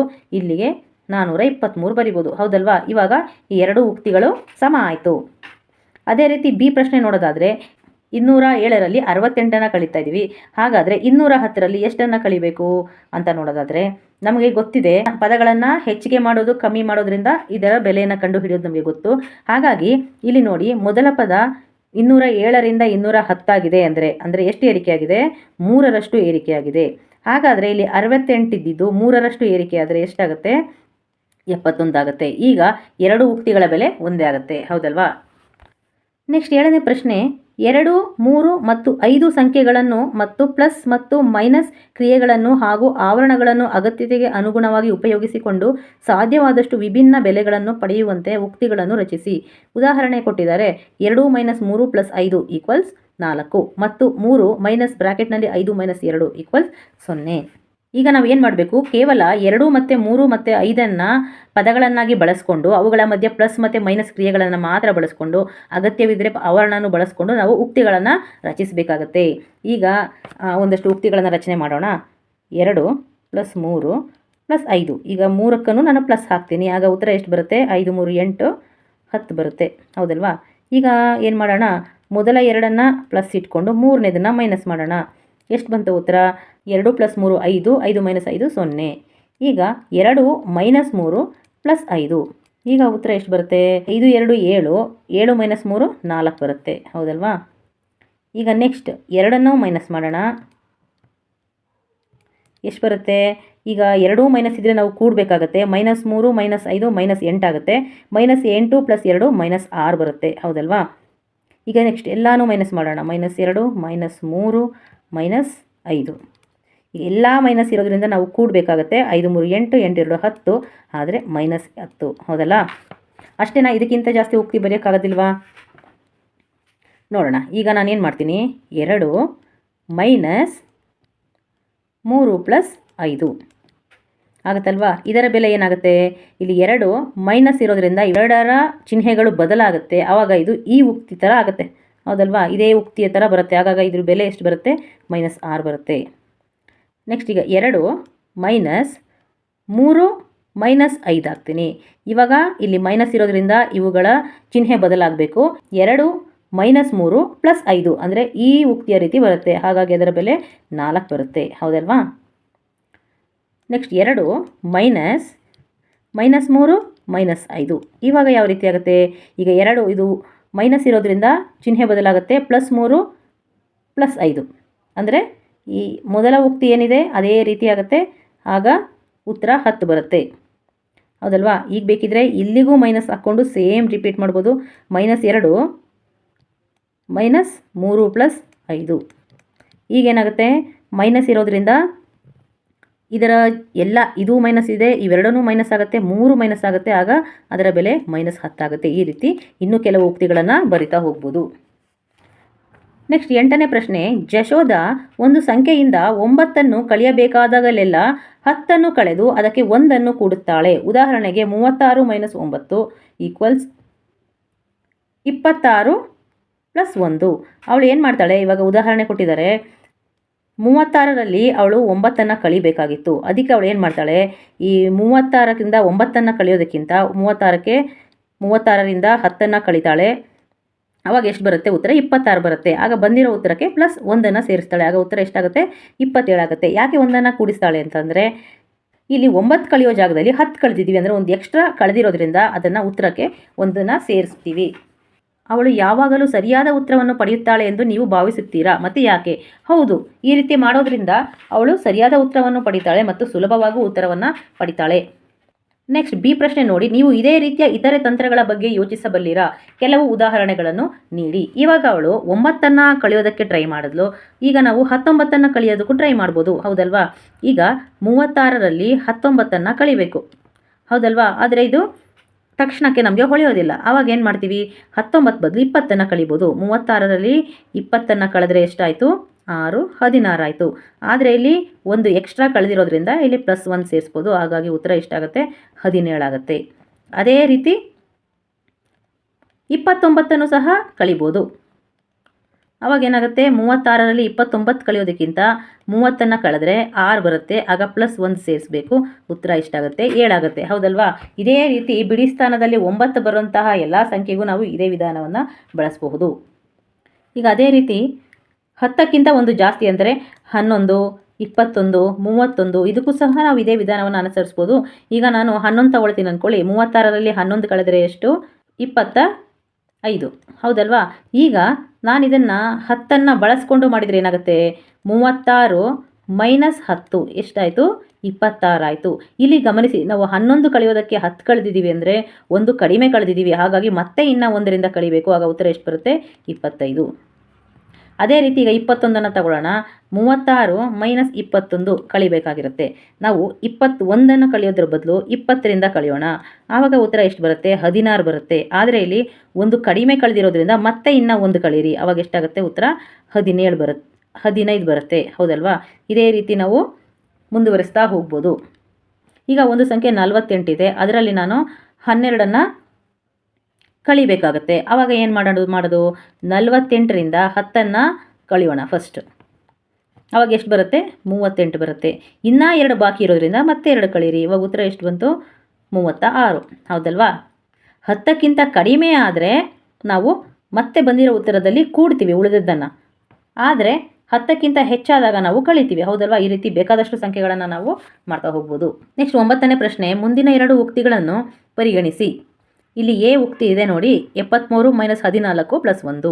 ಬಿ ಉಕ್ತಿ 73 - 14 -1. ಪ್ರತಿ ಉಕ್ತಿಗೆ ಸಮವಾಗುವ ಉಕ್ತಿಗಳನ್ನು ಮುಂದಿನ ಸಂಗ್ರಹದಿಂದ ಗುರುತಿಸಿ. ಅಂದರೆ ಇಲ್ಲಿ ನಾವು ಇಲ್ಲಿರುವ ಆವರಣಗಳನ್ನು ತೆಗೆದು ಹಾಕಿದಾಗ ಈ 2 ಉಕ್ತಿಗಳಿಗೆ ಯಾವುದು ಮ್ಯಾಚ್ ಆಗುತ್ತೆ ಅದನ್ನು ನೋಡಿ ಬರಿಬೇಕಾಗುತ್ತೆ. ಈಗ ಇಲ್ಲಿ 2 ಕಡೆನೂ ಎ ಇರೋದ್ರಿಂದ ನಾನು ಇದನ್ನು 1 ಅಂತ ಮಾಡ್ತೀನಿ, ಇದನ್ನು 2 ಅಂತ ಮಾಡ್ತೀನಿ. ಈಗ ಎ ಉಕ್ತಿಯನ್ನು ತಗೊಳ್ಳೋಣ. ಇದರ ಆವರಣ ತೆರೆದರೆ 73, ಇಲ್ಲಿ ಮೈನಸ್ ಇರೋದ್ರಿಂದ ಒಳಗಡೆ ಏನಾಯಿತು? ಚಿಹ್ನೆಗಳು ಬದಲಾಗಬೇಕು. -14 -1. ನೆಕ್ಸ್ಟ್ ಬಿ ತಗೊಳ್ಳೋಣ. 73, ಹೊರಗಡೆ ಮೈನಸ್ ಇದೆ, ಹಾಗಾಗಿ ಒಳಗಿನ ಚಿಹ್ನೆ ಬದಲಾಗಬೇಕು. -14 +1. ಸಿ ತಗೊಂಡ್ರೆ 73 ಪ್ಲಸ್ ಇದೆ, ಹಾಗಾಗಿ ಹಾಗೇ ಇರುತ್ತೆ. ಡಿ ತಗೊಳ್ಳಿ, 73 ಪ್ಲಸ್ ಇದೆ, ಹಾಗಾಗಿ ಒಳಗಿನ ಚಿಹ್ನೆ ಹಾಗೇ ಇರುತ್ತೆ. ಈಗ ನಾವು ಇದನ್ನು ಹೋಲಿಕೆ ಮಾಡಿ ನೋಡೋಣ. 73 ಮೈನಸ್, ಎಲ್ಲಾನು ಮೈನಸ್ ಇದೆ. +1 ಎಲ್ಲೆಲ್ಲಿದೆ? ಬಿ ಇದೆ ಅಲ್ವಾ? ಬಿ ಮತ್ತು ಸಿ ಈ ಎರಡನ್ನೂ ಸಹ ನಮಗೆ 1ನೇ ಉಕ್ತಿಗೆ ಸಮ ಆಗುತ್ತೆ. ಅದೇ ರೀತಿ ಈಗ ಎ ಮತ್ತು ಡಿ ನೋಡಿ, ಇದು 2ನೇ ಉಕ್ತಿಗೆ ಸಮ ಆಗುತ್ತೆ, ಹೌದಲ್ವಾ? ನೆಕ್ಸ್ಟ್ 2ನೇ ರೀತಿಯಲ್ಲಿ ಆವರಣಗಳನ್ನು ತೆಗೆಯುವುದು. ಇದು ಯಾವ ರೀತಿ ಆವರಣವನ್ನು ತೆಗೆಯೋದು ಅನ್ನೋದಕ್ಕಿಂತ ಮುಂಚೆ ಒಂದು ಉದಾಹರಣೆಯನ್ನು ನೋಡೋಣ. ಇಲ್ಲಿ ಲಾವೋ ಮತ್ತು ನೋರ್ಬು ಒಂದು ಹೋಟೆಲ್ಗೆ ಹೋದರು. ಪ್ರತಿಯೊಬ್ಬರು ಒಂದು ತರಕಾರಿ ಕಟ್ಲೆಟ್, ಒಂದು ರಸಗುಲ್ಲ ಆರ್ಡರ್ ಮಾಡಿದರು. ಅಂದರೆ ಇಬ್ಬರೂ ಸಹ ಕಟ್ಲೆಟ್ ಮತ್ತು ರಸಗುಲ್ಲವನ್ನು ತಗೊಂಡಿದ್ದಾರೆ. ಒಂದು ತರಕಾರಿ ಕಟ್ಲೆಟ್ನ ಬೆಲೆ ಎಷ್ಟು? 43 ರೂಪಾಯಿ. ರಸಗುಲ್ಲದ ಬೆಲೆ ಎಷ್ಟು? 24 ರೂಪಾಯಿ. ಅವರು ಪಾವತಿಸಬೇಕಾದ ಮೊತ್ತಕ್ಕೆ ಒಂದು ಉಕ್ತಿಯನ್ನು ಬರೆಯಿರಿ. ಅವರಿಬ್ಬರು ಒಂದು ತರಕಾರಿ ಕಟ್ಲೆಟ್ ಮತ್ತು ಒಂದು ರಸಗುಲ್ಲ ತೆಗೆದುಕೊಂಡದ್ದರಿಂದ ಪ್ರತಿಯೊಬ್ಬರ ಪಾಲನ್ನು 43 + 24ರಿಂದ ಪ್ರತಿನಿಧಿಸಬಹುದು. ಹೌದಲ್ವಾ? ಈಗ ನಾವು ಇದನ್ನು 3 ರೀತಿಯಾಗಿ ಉಕ್ತಿಯನ್ನು ಬರಿಬಹುದು. ಮೊದಲನೇ ಉಕ್ತಿ ಏನು? ಈಗ ಕಟ್ಲೆಟ್ನ ಬೆಲೆ 43 ಮತ್ತು ರಸಗುಲ್ಲ ಬೆಲೆ 24. ಅದನ್ನು ಎಷ್ಟು ಜನ ತಗೊಂಡಿದ್ದಾರೆ? ಇಬ್ಬರು ತಗೊಂಡಿದ್ದಾರೆ. ಇದು ಒಂದು ಉಕ್ತಿಯಾಗತ್ತೆ. ಅಥವಾ ಪ್ರತಿಯೊಬ್ಬರ ಪ್ರಕಾರ ಯೋಚನೆ ಮಾಡಿದರೆ ಲಾವೋ ತಗೊಂಡಿದ್ದು ಒಂದು ಕಟ್ಲೆಟ್ ಮತ್ತು ಒಂದು ರಸಗುಲ್ಲ, ಪ್ಲಸ್ ನೋರ್ಬೋ ತಗೊಂಡಿದ್ದು ಸಹ 43 + 24. ಇದು ಒಂದು ಉಕ್ತಿಯಾಗತ್ತೆ. ಅಥವಾ ಇದನ್ನೂ ಬಿಟ್ಟು ಇನ್ನೊಂದು ರೀತಿಯಲ್ಲಿ ನಾವು ಉಕ್ತಿಯನ್ನು ಬರೀಬಹುದು. ಯಾವ ರೀತಿ ಅಂತಂದರೆ, ಈಗ ಕಟ್ಲೆಟ್ನ ಬೆಲೆ ಎಷ್ಟು? 43. ಹೌದಲ್ವಾ? ಎಷ್ಟು ಕಟ್ಲೆಟನ್ನು ಆರ್ಡರ್ ಮಾಡಿದ್ರು? 2. ಹೌದಲ್ವಾ? ಪ್ಲಸ್ ಈಗ ರಸಗುಲ್ಲ ಬೆಲೆ ಎಷ್ಟು? 24. ಎಷ್ಟು ರಸಗುಲ್ಲ ತಗೊಂಡ್ರು? 2 ರಸಗುಲ್ಲ ತಗೊಂಡ್ರು. ಇದು ಸಹ ಉಕ್ತಿಯಾಗುತ್ತೆ. ಈ 3 ರೀತಿಯ ಉಕ್ತಿಯನ್ನು ನಾವು ಬರಿಬೋದು. ಈ ಆವರಣಗಳನ್ನು ತೆಗೆಯುವುದು 2ರಲ್ಲಿ ನಾವು ಈ ರೀತಿಯಂತಹ ಉಕ್ತಿಗಳನ್ನು ನೋಡ್ತೀವಿ. ಅಂದರೆ ಇಲ್ಲಿ 2 ಆವರಣ ಇದೆ. ಆ ರೀತಿ ಬಂದಾಗ ನಾವು ಯಾವ ರೀತಿ ಬೆಲೆಯನ್ನು ಕಂಡುಹಿಡಿಯಬೇಕು ಅನ್ನೋದನ್ನು ಈ ಮೇನಲ್ಲಿ ನೋಡ್ತೀವಿ. ಈಗ ನಾನು ಮೊದಲು ಬರೆದಿದ್ದಂತಹ ಉಕ್ತಿಯನ್ನು ಬರೆದಿಟ್ಕೊಂಡಿರ್ತೀನಿ. 2 × 43 + 24. ಹೌದಲ್ಲ? ಈಗ ನಾನೇನು ಮಾಡ್ತೀನಿ, 3ನೇ ಉಕ್ತಿ ಬರೆದಿದ್ದೆ ಅಲ್ವಾ? ಏನು ಬರೆದಿದ್ದೆ? 2 × 43 + 2 × 24. ಹೌದಲ್ವಾ? ಈಗ ನೀವು ಈ 2 ಪದಗಳನ್ನು ಗಮನಿಸಿ. ಇಲ್ಲಿ ಪ್ಲಸ್ ಇರೋದ್ರಿಂದ ಇಲ್ಲಿ 2 ಪದಗಳಿದೆ. ಹೌದಲ್ವಾ? ಈ 2 ಪದಗಳಲ್ಲಿ ಸಾಮಾನ್ಯವಾಗಿ ಬಂದಿರುವಂತಹ ಸಂಖ್ಯೆ ಯಾವುದು? 2. ಹೌದಲ್ವಾ? ಹಾಗಾಗಿ ನಾವು ಏನು ಮಾಡ್ಬೋದು? ಈ 2ನ್ನು ಹೊರಗಡೆಗೆ ತೆಗಿಬೋದು. ಹೊರಗಡೆಗೆ ತೆಗೆದ್ರೆ ಏನಾಗುತ್ತೆ ಅಂದರೆ 2 ಇಂಟು ಸಮೇತ ತೆಗೆಯೋಣ. 2 ಇಂಟು ಈಗ ಮೊದಲನೇ ಆವರಣದಲ್ಲಿ ಉಳ್ಕೊಂಡಿದ್ದೇನೋ 43 ಮಾತ್ರ. ಈ ಪ್ಲಸ್ಸನ್ನು ಹಾಗೆ ಹಾಕಬೇಕು. ಈ ಆವರಣದಲ್ಲಿ ಏನು ಉಳಿತು? 24 ಉಳಿತು. ಈಗ ನೀವು ಗಮನಿಸ್ಬೋದು, ನಾನು ಮೊದಲು ಬರೆದಿದ್ದಂತಹ ಉಕ್ತಿ ಮತ್ತು 3ನೇ ಉಕ್ತಿ 2 ಏನಾಯ್ತು ಇವಾಗ? ಸಮ ಆಯಿತು. ಹೌದಲ್ವಾ? ಹಾಗಾಗಿ ನಾವು ಇದರ ಬೆಲೆಯನ್ನು ಕಂಡುಹಿಡಿಬೇಕಾದ್ರೆ ನಮಗೆ ಯಾವ ವಿಧಾನದಲ್ಲಿ ಈಸಿ ಆಗುತ್ತೆ ಅದನ್ನು ನಾವು ಕಂಡುಹಿಡಿಬೋದು. ಉದಾಹರಣೆಗೆ ಇಲ್ಲಿ ನೋಡಿ, ಇಲ್ಲಿ 43 ಮತ್ತು 24 ಕೂಡಿಸಿ ಆಮೇಲೆ ಬಂದ ಉತ್ತರಕ್ಕೆ 2 ಗುಣಾಕಾರ ಮಾಡ್ಬೋದು. ಅಥವಾ ಇಲ್ಲಿ 43 2ರಿಂದ ಗುಣಿಸಿ ಮತ್ತು 24 2 ಗುಣಿಸಿ ಆಮೇಲೆ 2 ಬಂದಿರುವಂತಹ ಉತ್ತರಗಳನ್ನು ಕೂಡಿಸ್ಬೋದು. ಹೌದಲ್ವಾ? ಈಗ ಮೊದಲ ಉಕ್ತಿ ನೋಡೋಣ. 2 × 43 + 24. ಮತ್ತು 3ನೇ ಉಕ್ತಿ ಏನು ಬಂದಿತ್ತು? 2 × 43 + 2 × 24. ಈ 2ರ ಬೆಲೆಗಳನ್ನು ನಾವು ಪ್ರತ್ಯೇಕವಾಗಿ ಕಂಡುಹಿಡಿಯೋಣ. ಈಗ 2 ಇಂಟುನ ನಾನು ಹಾಗೆ ಬರಿತೀನಿ. ಆಮೇಲೆ ಇಲ್ಲಿ ನೋಡ್ಬೋದು ನೀವು, ಹಿಂದಿನ ಮೈನಲ್ಲಿ ಯಾವ ರೀತಿ ಇತ್ತು ಅಂದರೆ ಆವರಣಗಳನ್ನು ತೆಗೆಯುವುದು ಮೊದಲನೆಯದರಲ್ಲಿ ಯಾವ ರೀತಿ ಇತ್ತು, ಇಲ್ಲಿ ಹೊರಗಡೆ ಪ್ಲಸ್ ಅಥವಾ ಮೈನಸ್ ಇತ್ತು. ಇಲ್ಲೇನಿದೆ? ಇಂಟು ಇದೆ. ಹಾಗಾಗಿ ಇಲ್ಲಿ ನಾವು ಬ್ರ್ಯಾಕೆಟ್ನ ತೆಗೆಯೋದಕ್ಕೆ ಆಗೋದಿಲ್ಲ. ಅದಕ್ಕೆ ನಾವೇನು ಮಾಡ್ತೀವಿ? ಈ 43 ಮತ್ತು 24 ಫಸ್ಟು ಕೂಡಿಸೋಣ. ಎಷ್ಟು ಬರುತ್ತೆ? 67 ಬರುತ್ತೆ. ಹೌದಲ್ವಾ? ಈಗ 2 × 67 ಮಾಡಿದರೆ ಎಷ್ಟು ಬರುತ್ತೆ? 134 ಬರುತ್ತೆ. ಹೌದಲ್ವಾ? ಈ ಉಕ್ತಿಯನ್ನು ಗಮನಿಸೋಣ. 43 × 2 ಎಷ್ಟು ಬರುತ್ತೆ? 86. ಪ್ಲಸ್ 24 + 2 ಎಷ್ಟು ಬರುತ್ತೆ? 48 ಬರುತ್ತೆ. ಹೌದಲ್ವಾ? ಈಗ 86 + 48 2ನ್ನು ಕೂಡಿಸಿದರೆ ಎಷ್ಟು ಬರುತ್ತೆ? 134 ಬರುತ್ತೆ. ಹೌದಲ್ವಾ? ಈಗ ನಿಮಗೆ ಈ ವಿಧಾನ ಈಸಿ ಆದರೆ ಇದನ್ನು ಫಾಲೋ ಮಾಡ್ಬೋದು. ಈ ವಿಧಾನ ಈಸಿ ಆದರೆ ಇದನ್ನು ನೀವು ಫಾಲೋ ಮಾಡ್ಬೋದು. ಎರಡೂ ವಿಧಾನನೂ ಕರೆಕ್ಟಾಗೇ ಇದೆ. ನೆಕ್ಸ್ಟ್ ಮತ್ತೊಂದು ಪ್ರಶ್ನೆ. ಮತ್ತೊಬ್ಬ ಸ್ನೇಹಿತ ಸಂಗ್ಮು ಅವರೊಂದಿಗೆ ಸೇರಿಕೊಂಡು ಅದೇ ಪದಾರ್ಥಗಳನ್ನು ಆರ್ಡರ್ ಮಾಡಿದರೆ ಪಾವತಿಸಬೇಕಾದ ಒಟ್ಟು ಮೊತ್ತದ ಉಕ್ತಿ ಎಷ್ಟು? ಅಂದರೆ ಈಗ ಅವರು 3 ಜನ ಹೋಗಿದ್ದಾರೆ. ಹಾಗಾಗಿ 3 ಇಂಟು ಬರಿಬೇಕಾಗುತ್ತೆ. 3 × 43 + 24 ಆಗಬೇಕು. ಈಗೇನಾಗುತ್ತೆ? 3 × 43 24 ಎಷ್ಟಾಗುತ್ತೆ? 67 ಆಗುತ್ತೆ. ಈಗ 2ನ್ನು ಗುಣಾಕಾರ ಮಾಡಿ. 3 7 21 ದಶಕ 2 3 6 18 18 2 20 201 ರೂಪಾಯಿಗಳನ್ನು ಅವರು ಕೊಡಬೇಕಾಗತ್ತೆ. ಹೌದಲ್ವಾ? 3 × 3 ಕಟ್ಲೆಟ್ಟು 3 ರಸಗುಲ್ಲ. ಹೌದಲ್ವಾ? ಈಗ ಇಲ್ಲಿ 3 × 43 ಎಷ್ಟಾಗುತ್ತೆ? 3 3 9 3 4 12 ಪ್ಲಸ್ 3 4 12 ದಶಕ 1 3 6 1 7. ಇವಾಗ 2ನ್ನು ಕೂಡಿಸಿದರೆ ಎಷ್ಟು ಬರುತ್ತೆ? 201 ಬರುತ್ತೆ. ಈ ಎರಡೂ ವಿಧಾನದಲ್ಲಿ ಏನು ವ್ಯತ್ಯಾಸ ಅಂತ ನೋಡೋದಾದರೆ, ಇಲ್ಲಿ ಒಂದು ಬಾರಿ ಕೂಡಿಸ್ತೀವಿ, ಒಂದು ಬಾರಿ ಗುಣಿಸ್ತೀವಿ. ಈ ವಿಧಾನದಲ್ಲಿ ಒಂದು ಬಾರಿ ಕೂಡಿಸ್ತೀವಿ, ಆದರೆ 2 ಬಾರಿ ಗುಣಿಸ್ತೀವಿ, ಅಂದರೆ ಗುಣಾಕಾರ 1 ಬಾರಿ ಇಲ್ಲಿ ಹೆಚ್ಚಾಗುತ್ತೆ. ಓಕೆ, ಮತ್ತೊಂದು ಉದಾಹರಣೆ ಇಲ್ಲಿದೆ. ಗಣರಾಜ್ಯೋತ್ಸವದ ಪರೇಡ್ನಲ್ಲಿ ಬಾಲಕ ಸ್ಕೌಟ್ಗಳು ಮತ್ತು ಬಾಲಕಿ ಗೈಡ್ಗಳು ಜೊತೆಯಾಗಿ ಮೆರವಣಿಗೆ ನಡೆಸುತ್ತಾರೆ. ಪ್ರತಿ ಅಡ್ಡ ಸಾಲಿನಲ್ಲಿ 5 ಸ್ಕೌಟ್ಗಳಂತೆ 4 ಅಡ್ಡ ಸಾಲುಗಳಲ್ಲಿ ಅವರು ಮೆರವಣಿಗೆ ನಡೆಸುತ್ತಾರೆ. ಅಂದರೆ ಇಲ್ಲಿ ಒಂದು ಹೂವಿನ ಚಿತ್ರನೂ ವಿದ್ಯಾರ್ಥಿಗಳು ಅಂತ ಅಂದ್ಕೊಂಡ್ರೆ, ಇವಾಗ ಹೇಳ್ತಾ ಇದ್ದಾರೆ ಸ್ಕೌಟ್ ಒಂದು ಸಾಲಿನಲ್ಲಿ 5ರಂತೆ 4 ಅಡ್ಡ ಸಾಲಿದ್ದಾರೆ ಅಂದರೆ ಇಲ್ಲಿಂದ ಇದಿಷ್ಟು ಏನಾಗುತ್ತೆ, ಸ್ಕೌಟ್ ಆಗುತ್ತೆ. ಮತ್ತು ಪ್ರತಿ ಅಡ್ಡ ಸಾಲಿನಲ್ಲಿ 5 ಗೈಡ್ಗಳಂತೆ 3 ಅಡ್ಡ ಸಾಲು, ಅಂದರೆ ಇಲ್ಲಿ ಒಂದು ಸಾಲಲ್ಲಿ 5 ಥರ 3 ಸಾಲಿದ್ದಾರೆ, ಇವರೆಲ್ಲ ಯಾರು, ಗೈಡ್ಸು. ಈಗ ಏನು ಕಂಡುಹಿಡಿಯಬೇಕು, ಈ ಮೆರವಣಿಗೆಯಲ್ಲಿ ಎಷ್ಟು ಸ್ಕೌಟ್ಗಳು ಮತ್ತು ಗೈಡ್ಗಳು ಪರೇಡ್ ನಡೆಸುತ್ತಿದ್ದಾರೆ ಅನ್ನೋದನ್ನು ನೋಡಬೇಕು. ಇಲ್ಲಿ ನಾವು ಮುಂಚೆನೇ ಆವರಣವನ್ನು ಹಾಕಿಬಿಡೋಣ. ಇದು ಸ್ಕೌಟ್ ಮತ್ತು ಇದು ಗೈಡ್ಸ್. ಇಲ್ಲಿ ಮಧ್ಯದಲ್ಲಿ ಇಂಟುವನ್ನು ಬರೆಯೋಣ. ಬರೆದು ಈಗ ಒಂದು ಸಾಲಿನಲ್ಲಿ 5 ಜನ ಇದ್ದಾರೆ, ಹೌದಲ್ವಾ? ಒಂದು ಸಾಲಿನಲ್ಲಿ 5 ಜನ ಇದ್ದಾರೆ. ಆ ರೀತಿಯ ಎಷ್ಟು ಅಡ್ಡ ಸಾಲುಗಳಿದೆ ಸ್ಕೌಟ್ನಲ್ಲಿ ಅಂದರೆ 4 ಅಡ್ಡ ಸಾಲು, ಹೌದಲ್ವಾ? ಅದೇ ರೀತಿ ಗೈಡ್ನಲ್ಲಿ 5 ಜನರ ಎಷ್ಟು ಸಾಲಿದೆ, 3 ಸಾಲಿದೆ, ಹೌದಲ್ವಾ? ಇದು ಒಂದು ಉಕ್ತಿ ಆಯಿತು. ಈಗ ಇಲ್ಲಿಂದ ನಾವು 2 ವಿಧಾನದಲ್ಲಿ ಬೆಲೆಯನ್ನು ಕಂಡುಹಿಡಿಬೋದು.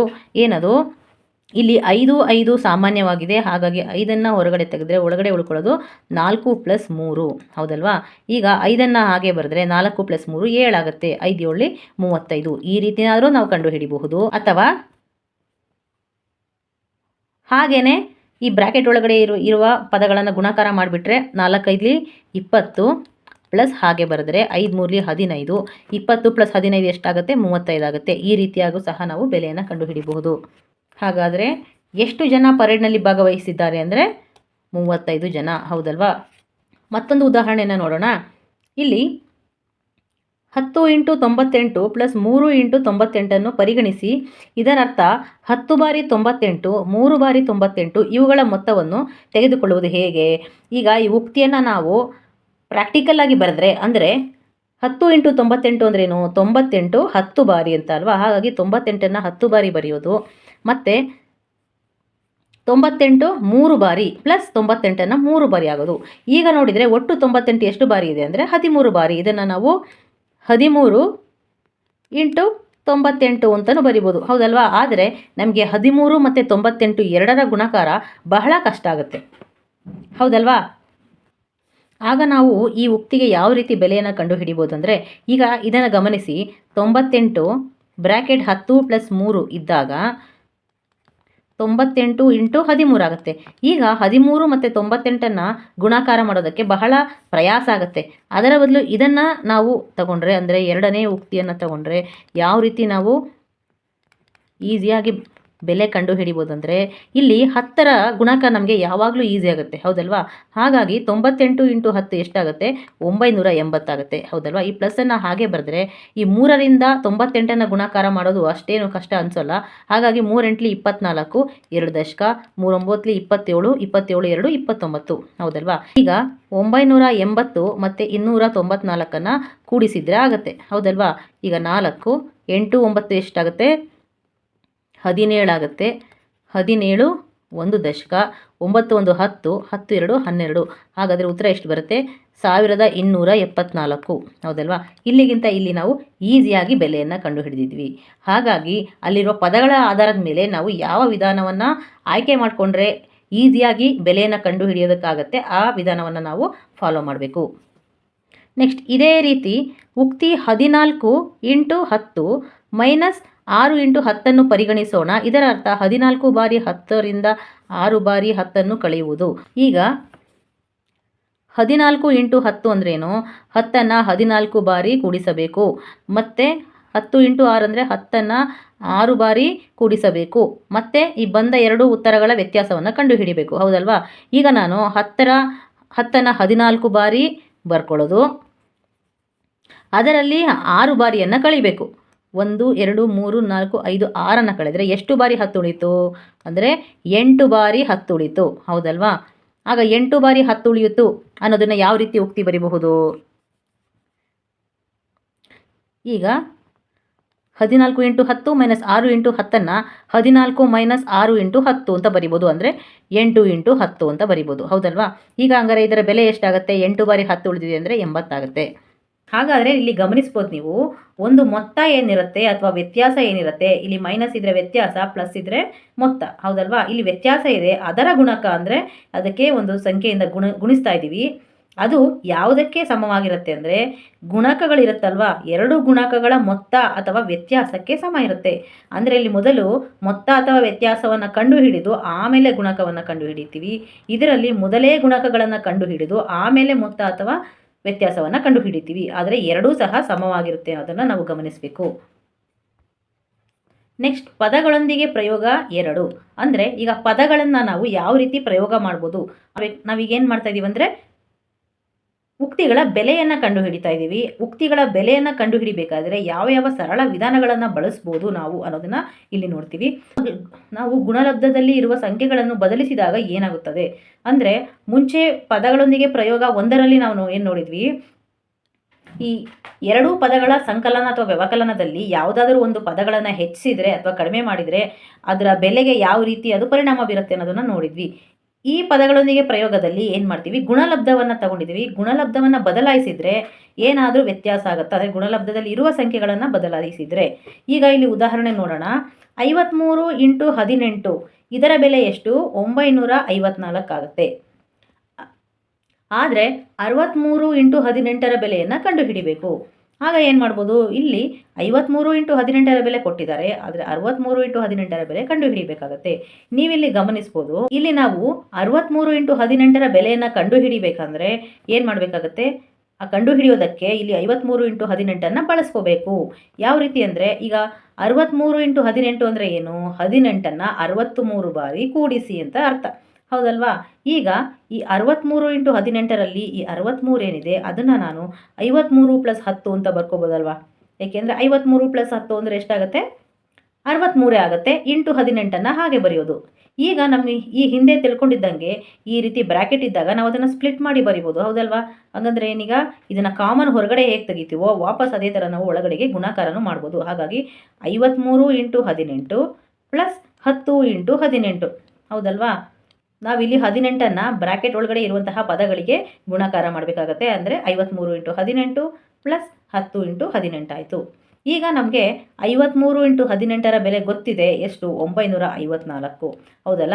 ಮತ್ತು ಈ 10ರ ಗುಣಕ ಇದ್ದಾಗ ನಾವು ಆರಾಮವಾಗಿ ಗುಣಾಕಾರ ಮಾಡ್ಬೋದು. 18ರಲ್ಲಿ 180. ಈಗ ಈ ಎರಡನ್ನು ಕೂಡಿಸಿದರೆ ಎಷ್ಟು ಬಂತು ಉತ್ತರ?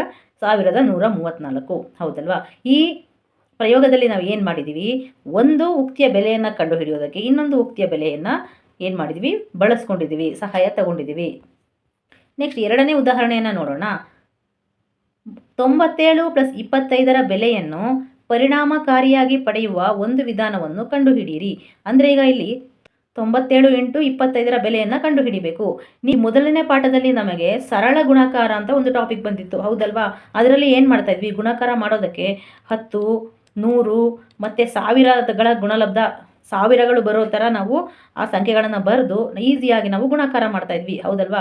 ಅದೇ ರೀತಿ ಇಲ್ಲಿ 97 ಇದೆ ನೋಡಿ. ಈ 97ನ್ನು ನಾವು 10, 100, 1000 ಅವುಗಳ ರೂಪದಲ್ಲಿ ನಾವು ಬರ್ಕೊಂಡ್ರೆ ನಮಗೆ ಈಸಿಯಾಗಿ ಗುಣಾಕಾರ ಮಾಡೋದಕ್ಕೆ ಆಗುತ್ತೆ. ಅಂದರೆ ಬೆಲೆಯನ್ನು ಕಂಡುಹಿಡಿಯೋದಕ್ಕೆ ಆಗುತ್ತೆ. ಇಲ್ಲಿ 97 ಯಾವುದಕ್ಕೆ ಹತ್ತಿರ ಇದೆ ಅಂದರೆ 100ಕ್ಕೆ ಹತ್ತಿರ ಇದೆ. ಹೌದಲ್ವಾ? ಹಾಗಾಗಿ ಈ 97ನ್ನು ನಾವು 100 ಮೈನಸ್ 3 ಅಂತ ಬರಿಬೋದು. ಹೌದಲ್ವಾ? ಅದೇ ಹೇಳ್ತಾ ಇರೋದು. 97 ಇಂಟು 25 ಎಂದರೆ 97 ಬಾರಿ 25 ಎಂದರ್ಥ. ಹೌದಲ್ವಾ? ನಾವು ಇದನ್ನು 97ರ ಬದಲಾಗಿ 100 ಮೈನಸ್ 3 ಇಂಟು 25 ಎಂದು ಬರೆಯಬಹುದು. ಇದು 100 ಬಾರಿ 25 ಮತ್ತು 3 ಬಾರಿ 25ರ ವ್ಯತ್ಯಾಸಕ್ಕೆ ಸಮ. ಹೌದಲ್ವಾ? ಇದರ ಅರ್ಥ ಏನು? 25ನ್ನು 100 ಬಾರಿ ಗುಣಿಸಬೇಕು, 25ನ್ನು 3 ಬಾರಿ ಗುಣಿಸಬೇಕು ಮತ್ತು 2ರ ವ್ಯತ್ಯಾಸವನ್ನು ಕಂಡುಹಿಡಿಬೇಕು. ಈಗ ನಾವು ಏನು ಮಾಡ್ಬೋದು, ಈ ಹೊರಗಡೆ ಇರುವಂತಹ 25ನ್ನು ಒಳಗಡೆ ಇರುವಂತಹ ಪದಗಳಿಗೆ ಏನು ಮಾಡ್ಬೋದು, ಪ್ರತ್ಯೇಕವಾಗಿ ಗುಣಾಕಾರ ಮಾಡ್ಬೋದು. ಹೌದಲ್ವಾ? ಗುಣಾಕಾರ ಮಾಡಿದರೆ ಏನು ಬರುತ್ತೆ? 25 ಇಂಟು 100 ಅಂದರೆ 25 ಇಂಟು 100, ಇಲ್ಲಿ ಮೈನಸ್ ಇರೋದ್ರಿಂದ ಮೈನಸ್ 25 ಇಂಟು 3 ಅಥವಾ 3 ಇಂಟು 25. ಹೌದಲ್ವಾ? ಇದರ ಅರ್ಥ ಏನು? 25ನ್ನು 100 ಬಾರಿ ಕೂಡಿಸಿ 25ನ್ನು 3 ಬಾರಿ ಕೂಡಿಸಿ ಬಂದಿರೋ ಉತ್ತರಗಳ ವ್ಯತ್ಯಾಸವನ್ನು ಕಂಡುಹಿಡಿದರೆ ಈ 97 ಇಂಟು 25ರ ಗುಣಕಕ್ಕೆ ಏನಾಗುತ್ತೆ? ಸಮ ಆಗುತ್ತೆ. ಈಗ ನಾವು ಇದರ ಬೆಲೆಯನ್ನು ಕಂಡುಹಿಡಿಯೋಣ. 25 ಇಂಟು 100 ಅಂದರೆ ನಾವು ಆರಾಮವಾಗಿ ಕಂಡುಹಿಡಿಬೋದು. 25 ಅಂದರೆ 25, ಮುಂದೆ 2 ಸೊನ್ನೆಗಳನ್ನು ಹಾಕಬೇಕು.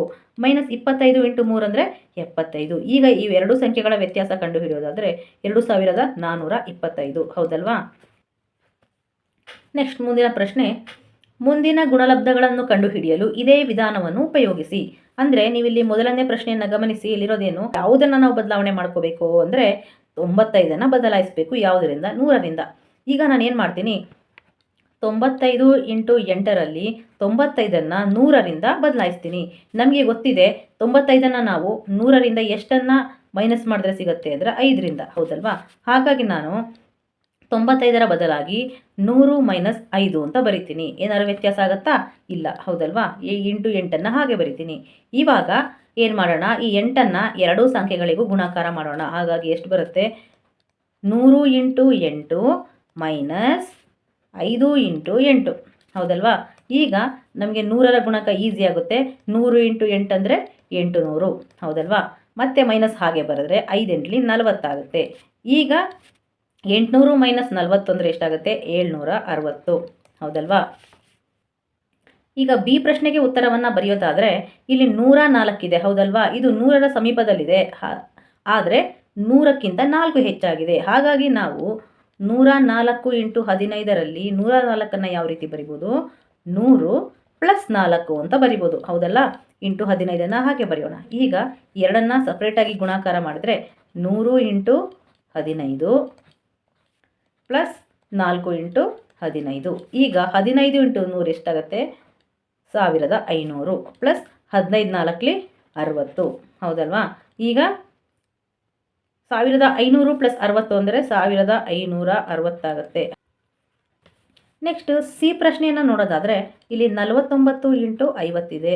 ಇಲ್ಲಿ 49 ಏನಿದೆ ಅದು ಈ ಕಡೆ 10ಗೂ ಹತ್ತಿರ ಇಲ್ಲ, 100ಕ್ಕೂ ಹತ್ತಿರ ಇಲ್ಲ. ಅವಾಗ ಏನು ಮಾಡ್ಬೋದು? 50ಕ್ಕೆ ನಾವು ಬರಿಬೋದು. ಯಾಕೆಂದರೆ ಪಕ್ಕದಲ್ಲೂ 50 ಇರೋದ್ರಿಂದ ನಮಗೆ ಈಸಿಯಾಗಿ ಉತ್ತರ ಕಂಡು ಹಿಡಿಬೋದು. ಹಾಗಾಗಿ 49ನ್ನು ಏನಂತ ಬರಿಬೋದು?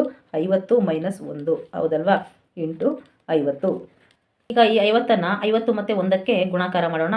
50 ಇಂಟು 50 ಮೈನಸ್ 1 ಇಂಟು 50. ಹೌದಲ್ವಾ? ಈಗ 50 ಇಂಟು 50 ಅಂದರೆ ಎಷ್ಟು? 0ನ ಬಿಟ್ಬಿಡೋಣ. 5 5ಲಿ 25 ಮತ್ತು 1 1 ಒಟ್ಟು 2 0 ಮೈನಸ್ 51ಲಿ 50. ಈಗ 2500ರಲ್ಲಿ 50 ಕಳೆದರೆ ಎಷ್ಟಾಗುತ್ತೆ? 2450. ಹೌದಲ್ವಾ? ಇದು ಸಾಮಾನ್ಯವಾಗಿ ನೀವು ಬಳಸುವ ಗುಣಾಕಾರ ವಿಧಾನಕ್ಕಿಂತ ವೇಗವಾಗಿದೆಯೇ ಅಂದರೆ ಹೌದು, ಬಹಳ ವೇಗವಾಗಿ ನಾವು ಗುಣಾಕಾರ ಮಾಡಬಹುದು. ನೆಕ್ಸ್ಟ್ ಮೇಲಿನಂತೆ ಇತರ ಯಾವ ಗುಣಲಬ್ಧಗಳನ್ನು ನೀವು ವೇಗವಾಗಿ ಕಂಡುಹಿಡಿಯಬಹುದು ಅಂದರೆ ಈಗ 10ಕ್ಕೆ 100ಕ್ಕೆ 1000ಕ್ಕೆ ಹತ್ತಿರ ಇರುವಂತಹ ಸಂಖ್ಯೆಗಳಿದ್ದರೆ ನಾವು ವೇಗವಾಗಿ ಗುಣಲಬ್ಧಗಳನ್ನು ಮಾಡ್ಬೋದು. ಮತ್ತು 5 50 500 ಈ ರೀತಿ ಇದ್ರೂ ಸಹ ನಾವು ಗುಣಲಬ್ಧವನ್ನು ವೇಗವಾಗಿ ಕಂಡುಹಿಡಿಯಬಹುದು. ನೆಕ್ಸ್ಟ್ ಕಂಡುಹಿಡಿಯಿರಿ. ಎರಡೂ ಬದಿಗಳಲ್ಲಿನ ಉಕ್ತಿಗಳು ಸಮವಾಗುವಂತೆ ಖಾಲಿ ಜಾಗಗಳನ್ನು ಸಂಖ್ಯೆಗಳಿಂದ ಮತ್ತು ಬಾಕ್ಸ್ಗಳನ್ನು ಚಿಹ್ನೆಗಳಿಂದ ತುಂಬಿರಿ. ಅಂದರೆ ಇಲ್ಲಿ ಖಾಲಿ ಜಾಗಗಳು ಕೊಟ್ಟಿದ್ದಾರೆ. ಎಲ್ಲಿ ಖಾಲಿ ಜಾಗ ಇರುತ್ತೆ ಅಲ್ಲಿ ಸಂಖ್ಯೆಗಳನ್ನು ಬರೀಬೇಕು, ಎಲ್ಲಿ ಬಾಕ್ಸ್ ಇರುತ್ತೆ ಅಲ್ಲಿ ಚಿಹ್ನೆಗಳನ್ನು ಬರೀಬೇಕು. ಹೌದಲ್ಲ? ಇಲ್ಲಿ ಎರಡು ಪ್ರಶ್ನೆ ಎ ಮತ್ತು ಬಿ ಅನ್ನು ನಮಗಾಗಿ ಅವರೇನೆ ಉತ್ತರ ಕೊಟ್ಟಿದ್ದಾರೆ. ಇಲ್ಲಿ 3 ಇಂಟು 6 ಪ್ಲಸ್ 7 ಇದೆ. ಅದರ ಅರ್ಥ ಏನು? 3 ಇಂಟು 6 ಪ್ಲಸ್ 3 ಇಂಟು 7. ಈ ಗುಣಕ ಅಂದಮೇಲೆ ಈ ಬ್ರ್ಯಾಕೆಟ್ನಲ್ಲಿ ಇರುವ ಸಂಖ್ಯೆಗಳಿಗೆ ನಾವು ಪ್ರತ್ಯೇಕವಾಗಿ ಗುಣಾಕಾರ ಮಾಡಬೇಕಾಗುತ್ತೆ. ಹೌದಲ್ವಾ? ಕರೆಕ್ಟಾಗಿದೆ. ನೆಕ್ಸ್ಟ್ ಬಿ ಪ್ರಶ್ನೆಯನ್ನು ನೋಡಿದ್ರೆ 8 ಪ್ಲಸ್ 3 ಇಂಟು 4 ಇದೆ. ಹಾಗಾಗಿ ಈ 4ನ್ನು 8ಕ್ಕೂ ಗುಣಾಕಾರ ಮಾಡಬೇಕು, 4ಕ್ಕೂ ಗುಣಾಕಾರ ಮಾಡಬೇಕು, ಮಧ್ಯ ಪ್ಲಸ್ ಇರಬೇಕು. ಹೌದಲ್ಲ? 4 ಇಂಟು 8 4 ಇಂಟು 3 ಮಧ್ಯದಲ್ಲಿ ಪ್ಲಸ್. ಸಿ ಪ್ರಶ್ನೆನ ನೋಡೋದಾದರೆ 3 ಇಂಟು 5 ಪ್ಲಸ್ 8 ಅಂದರೆ ಏನು? 3ನ್ನು 5ಕ್ಕೆ ಗುಣಾಕಾರ, 3ನ್ನು 8ಕ್ಕೆ ಗುಣಾಕಾರ. ಅಂದರೆ 3 ಇಂಟು 5 ಇಲ್ಲಿ ಪ್ಲಸ್ ಇರೋದ್ರಿಂದ ಇಲ್ಲೂ ಸಹ ಪ್ಲಸ್ಸೇ ಬರುತ್ತೆ. ಮತ್ತು 3 ಇಂಟು 8. ಹೌದಲ್ವಾ? ನೆಕ್ಸ್ಟ್ ಅದೇ ರೀತಿ ಡಿ ಅನ್ನು ನೋಡಿದರೆ 9 ಪ್ಲಸ್ 2 ಇಂಟು 4 ಇದೆ. ಸೊ ಗುಣಾಕಾರ ಮಾಡಿದರೆ 9 ಇಂಟು 4 ಇಲ್ಲಿ ಪ್ಲಸ್ ಇರೋದ್ರಿಂದ ಪ್ಲಸ್ 2 ಇಂಟು 4 2 ಇಂಟು 4. ಹೌದಲ್ವಾ? ನೆಕ್ಸ್ಟ್ ಈ ಪ್ರಶ್ನೆ ನೋಡಿ, 3 ಇಂಟು ಡ್ಯಾಶ್ ಪ್ಲಸ್ 4 ಅಂತ ಇದೆ. ಇದಕ್ಕೆ 3 ಡ್ಯಾಶ್ ಪ್ಲಸ್ ಡ್ಯಾಶ್ ಅಂತಿದೆ. ಇಲ್ಲಿ ಏನು ಮಾಡ್ಬೋದು ಅಂತ ನೋಡೋದಾದರೆ ಇಲ್ಲಿ ನಮಗೆ ಯಾವುದೇ ಪ್ರತ್ಯೇಕವಾಗಿ ಇದೇ ಸಂಖ್ಯೆಯನ್ನು ಇಲ್ಲಿ ಬರಿಬೇಕು, ತುಂಬಿಸಬೇಕು ಅಂತ ಹೇಳಂಗಿಲ್ಲ. ನಾವು ಯಾವುದೇ ಸಂಖ್ಯೆಯನ್ನು ಇಲ್ಲಿಗೆ ತುಂಬಿಸಿ ಎಡಬದಿ ಮತ್ತು ಬಲಬದಿ ಎರಡೂ ಒಂದೇ ಆಗುವ ಹಾಗೆ ನಾವು ಬರಿಬೋದು. ಇಲ್ಲಿ ಬ್ರ್ಯಾಕೆಟ್ ಇದೆ, 3 ಇಂಟು ಇಲ್ಲಿಗೆ ಯಾವುದಾದ್ರೂ ಒಂದು 2 ಅಂತ ತಗೊಳ್ಳೋಣ. ಈಗ ಏನಾಗುತ್ತೆ, 3 ಇಂಟು 2 ಇಲ್ಲಿ ಬರಬೇಕು, ಪ್ಲಸ್ 3 ಇಂಟು 4 ಇಲ್ಲಿಗೆ ಹೋಗಬೇಕು, ಹೌದಲ್ವಾ? ಈಗ ಎಫ್ ಪ್ರಶ್ನೆಯನ್ನು ನೋಡೋಣ. ಇಲ್ಲಿ ಏನಾಗಿದೆ, ಇಲ್ಲಿ ಒಂದು ಖಾಲಿ ಜಾಗ ಇದೆ, ಆದರೆ ಇಲ್ಲಿ 13 ಇಂಟು 4 ಇದೆ, ಹೌದಲ್ವಾ? ಇಲ್ಲಿ ನಮ್ಗೆ ಗೊತ್ತಿರೋದ್ರಿಂದ ಇಲ್ಲಿ ಏನಾಗಬೇಕು, ಈ ಹೊರಗಡೆ ಇರುವಂತಹ ಸಂಖ್ಯೆಯಿಂದ ಆವರಣದ ಒಳಗಡೆ ಇರುವಂತಹ ಪದಗಳನ್ನು ಗುಣಾಕಾರ ಮಾಡಬೇಕು, ಹೌದಲ್ವಾ? ಇಲ್ಲಿ 4 ಇಂಟು 13 ಇರೋದ್ರಿಂದ ಇಲ್ಲಿ 13 ಬರಬೇಕಾಗುತ್ತೆ. ಆಗ 13 ಇಂಟು 4 ಸರಿ ಹೋಯಿತು, ಪ್ಲಸ್ 6 ಇಂಟು 4 ಬರಬೇಕು, ಹೌದಲ್ವಾ?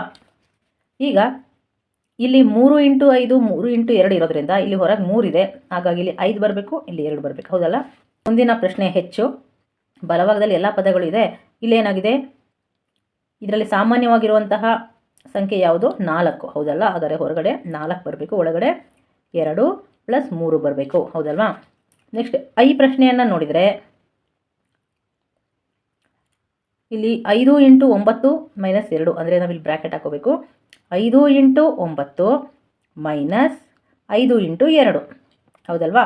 ನೆಕ್ಸ್ಟ್ ಜೆ ಪ್ರಶ್ನೆಯನ್ನು ನೋಡಿದರೆ ಇಲ್ಲಿ 5 ಮೈನಸ್ 2 ಇಲ್ಲಿಗೆ ಬ್ರ್ಯಾಕೆಟ್ ಹಾಕೋಣ.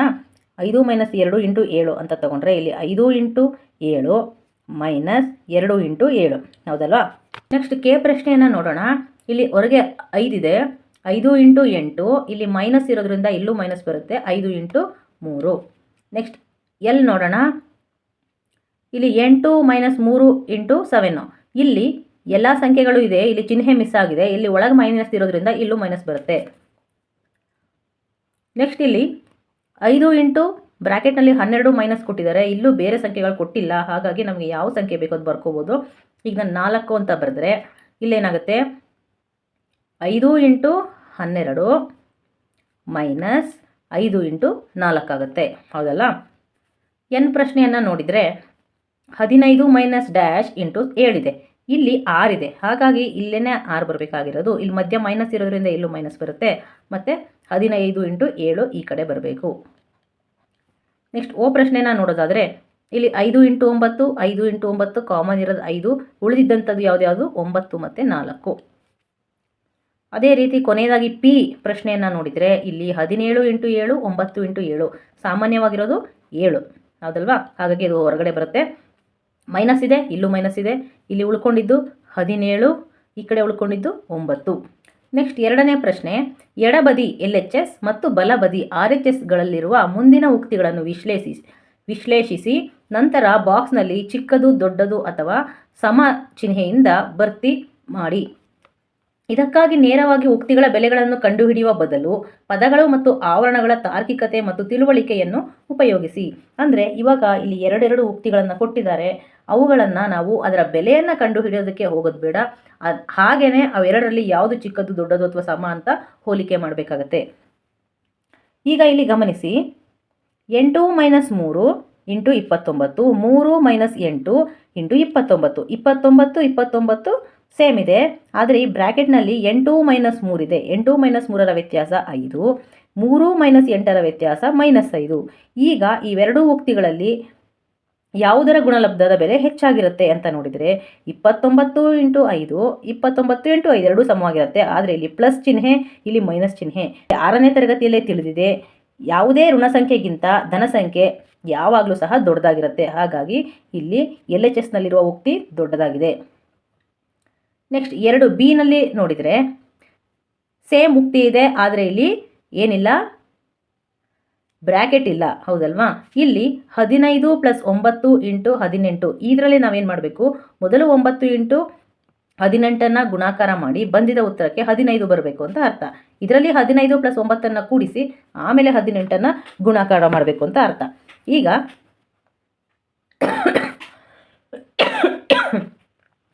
ಈ ಕಡೆ ನೋಡಿದರೆ 15 ಪ್ಲಸ್ 9 ಎಷ್ಟಾಗುತ್ತೆ, 24. 24 ಇಂಟು 18, ಈ ಕಡೆ 9 ಇಂಟು 18, ಅದಕ್ಕೆ ಕೇವಲ 15 ಕೂಡಿಸ್ತೀವಿ ಅಲ್ವಾ? ಇಲ್ಲಿ 18 9 ಬಾರಿ ಕೂಡಿಸಿದ್ದೀವಿ, ಇಲ್ಲಿ 24 ಬಾರಿ ಕೂಡಿಸಿದ್ದೀವಿ, ಹಾಗಾಗಿ ಇದು ತುಂಬ ದೊಡ್ಡದಾಗುತ್ತೆ. ಆಮೇಲೆ ಇದಕ್ಕೆ 15 ಕೂಡಿಸಿದ್ರೂ ದೊಡ್ಡದಾಗಲ್ಲ, ಹಾಗಾಗಿ ಈ ಕಡೆ ಇರೋದು ದೊಡ್ಡದಾಗುತ್ತೆ. ನೆಕ್ಸ್ಟ್ ಸಿ ಯಲ್ಲಿ ನೋಡಿದರೆ 23 ಇಂಟು 17 ಮೈನಸ್ 9, ಇಲ್ಲಿ 23 ಇಂಟು 17 ಪ್ಲಸ್ 9 ಇದೆ. ಅಂದರೆ ಇದರ ಅರ್ಥ ಏನು, 23ನ್ನು ಹೊರಗಡೆ ತೆಗೆದರೆ ಉಳ್ಕೊಂಡಿದ್ದು 17 ಪ್ಲಸ್ 9. ಈಗ ನೋಡಿ, ಇಲ್ಲಿ 17 ಮೈನಸ್ 9 ಆದರೆ ಉಳ್ಕೊಳ್ಳೋದು ಎಷ್ಟು, 8. ಹೌದಲ್ಲ. ಆದರೆ ಇಲ್ಲಿ 17 ಪ್ಲಸ್ 9 ಎರಡನ್ನು ಕೂಡಿಸಿದರೆ ಎಷ್ಟಾಗುತ್ತೆ, 17 ಪ್ಲಸ್ 9 ಇದರ ಬೆಲೆ ಏನಾಗುತ್ತೆ, 26 ಆಗುತ್ತೆ. ಹೌದಲ್ವಾ. ಇಲ್ಲಿ 23 ಇಂಟು 8, 23 ಇಂಟು 26 ಯಾವುದು ದೊಡ್ಡದಾಗುತ್ತೆ ಅಂದರೆ RHS ನಲ್ಲಿರುವ ಉಕ್ತಿನೇ ದೊಡ್ಡದಾಗುತ್ತೆ. ನೆಕ್ಸ್ಟ್ ಕೆಳಗೆ ಬನ್ನಿ. ಡಿ ಪ್ರಶ್ನೆಯಲ್ಲಿ 42. ಈಗ ಇದರಲ್ಲಿ ಸಾಮಾನ್ಯವಾಗಿರೋದು 42ನ್ನು ಹೊರಗೆ ತೆಗೆದರೆ ಈ ಕಡೆಗೆ ತೆಗೆಯೋಣ, ಉಳ್ಕೊಂಡಿದ್ದು 34 ಮೈನಸ್ 28. ಈಗ ಗಮನಿಸಿ, ಇಲ್ಲಿ 34 ಮೈನಸ್ 28, ಇದು 34 ಮೈನಸ್ 28, 42 42, ಹಾಗಾಗಿ ಎರಡು ಉಕ್ತಿಗಳು ಸಮ ಇದೆ.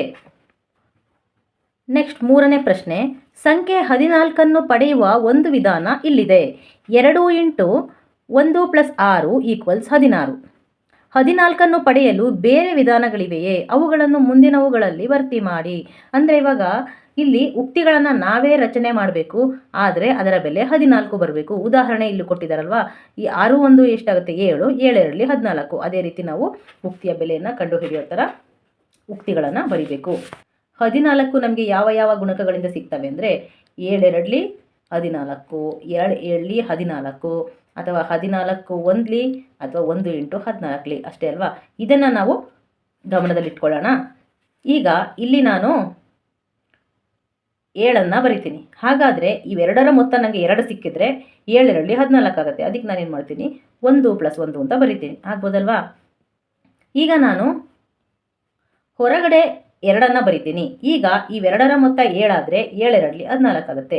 ಇವಾಗ 2ರ ಮೊತ್ತ 7 ಆಗಬೇಕಂದ್ರೆ ನಾನೇನು ಮಾಡ್ತೀನಿ, 3 ಪ್ಲಸ್ 4 ಬರಿತೀನಿ. ಈಗ ಈ 2ಅನ್ನು ಹಾಗೆ ಉಳಿಸೋಣ. ಇದನ್ನು ಈ 3 2 ಇದ್ದಿದ್ದನ್ನು ನಾನು 2 5 ಮಾಡ್ತೀನಿ. ಈಗ 2 ಪ್ಲಸ್ 5 7 ಆಯಿತು. 7 2 14 ಆಗುತ್ತೆ. ಮತ್ತೆ ನಾನಿಲ್ಲಿ ನಾನು ಬರೀಬಹುದಾಗಿರೋಂತಹದ್ದು 7 2 ಅಷ್ಟೇ. ಇಲ್ಲ 1 ಬರಿಬಹುದು, ಆದರೆ 1 ಬರೆದ್ರೆ ಯಾವುದೇ ರೀತಿಯ ಪ್ರಯೋಜನ ಇಲ್ಲ. ಹಾಗಾಗಿ ಇಲ್ಲಿ 7 1 ಬಾರಿ ಬರದಾಗೋಯ್ತು. ಮತ್ತೀಗ 2ಅನ್ನೇ ಬರಿಬೇಕು. 1 ಪ್ಲಸ್ 6 ಬರಿಬೋದಲ್ವಾ. 1 ಪ್ಲಸ್ 6 7 ಆಗುತ್ತೆ. 7 2 14. ಈ ರೀತಿಯಾಗಿ ನಾವು ಬೆಲೆ 14 ಬರೋ ಹಾಗೆ ಉಕ್ತಿಗಳನ್ನು ಬರಿಬಹುದು. ನೆಕ್ಸ್ಟ್ 4ನೇ ಪ್ರಶ್ನೆ, ಕಲರ್ಫುಲ್ ಪ್ರಶ್ನೆ.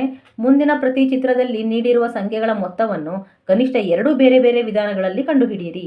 ಉಕ್ತಿಗಳ ಮೂಲಕ ನೀವು ಅದನ್ನು ಹೇಗೆ ಪರಿಹರಿಸಿದಿರಿ ಎಂಬುದನ್ನು ವಿವರಿಸಿ. ಈ ಚಿತ್ರವನ್ನು ಗಮನಿಸಿ. ಇಲ್ಲಿ 4 ಮತ್ತು 8 ಎರಡು ಸಂಖ್ಯೆಗಳಿದಾವಲ್ವಾ.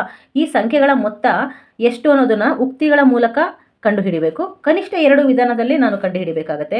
ಈ ಚಿತ್ರವನ್ನು ಗಮನಿಸಿ. ಇಲ್ಲಿ 4 ಮತ್ತು 8 ಇದೆ, ಹೌದಲ್ವಾ. ಈಗ ಇಲ್ಲಿ 4 ಎಷ್ಟು ಬಾರಿ ಇದೆ, 4 5 ಬಾರಿ ಇದೆ, ಹೌದಲ್ವಾ. ಮತ್ತು 8 ಎಷ್ಟು ಬಾರಿ ಇದೆ, 8 4 ಬಾರಿ ಇದೆ, ಹೌದಲ್ವಾ. ಇದು ಒಂದು ಉಕ್ತಿ. ಈಗ ಈ ಉಕ್ತಿಯಿಂದ ನಾವು ಬೆಲೆ ಕಂಡುಹಿಡಿಯೋದಾದರೆ ಮೊದಲನೇದು 5 4 20 ಪ್ಲಸ್ 4 8 32. 20 ಪ್ಲಸ್ 32 ಎಷ್ಟಾಯಿತು, 52 ಆಯಿತು, ಹೌದಲ್ವಾ. ಈಗ ಎರಡನೇ ವಿಧಾನದಲ್ಲಿ ಕಂಡುಹಿಡಿಯೋದಾದರೆ ಇಲ್ಲಿ 4 4 ಸಾಮಾನ್ಯವಾಗಿದೆ. ಈ 4ಅನ್ನು ಹೊರಗಡೆ ತೆಗೆದರೆ ಆವರಣದಲ್ಲಿ ಉಳ್ಕೊಳ್ಳೋದೆಷ್ಟು, ಇದರಲ್ಲಿ 5 ಪ್ಲಸ್ ಅದರಲ್ಲಿ 8. ಈಗ ಈ 4ಅನ್ನು ಹಾಗೆ ಬರೆದ್ರೆ 5 ಪ್ಲಸ್ 8 ಎಷ್ಟಾಗುತ್ತೆ, 13 ಆಗುತ್ತೆ, ಹೌದಲ್ವಾ. ಈಗ 13 ಇಂಟು 4 ಎಷ್ಟಾಗುತ್ತೆ, 52 ಆಗುತ್ತೆ. ಹಾಗಾಗಿ 2 ವಿಧಾನದಲ್ಲಿ ನಾವು ಈ ಉಕ್ತಿಯ ಬೆಲೆಯನ್ನು ಕಂಡುಹಿಡಿದ್ವಿ.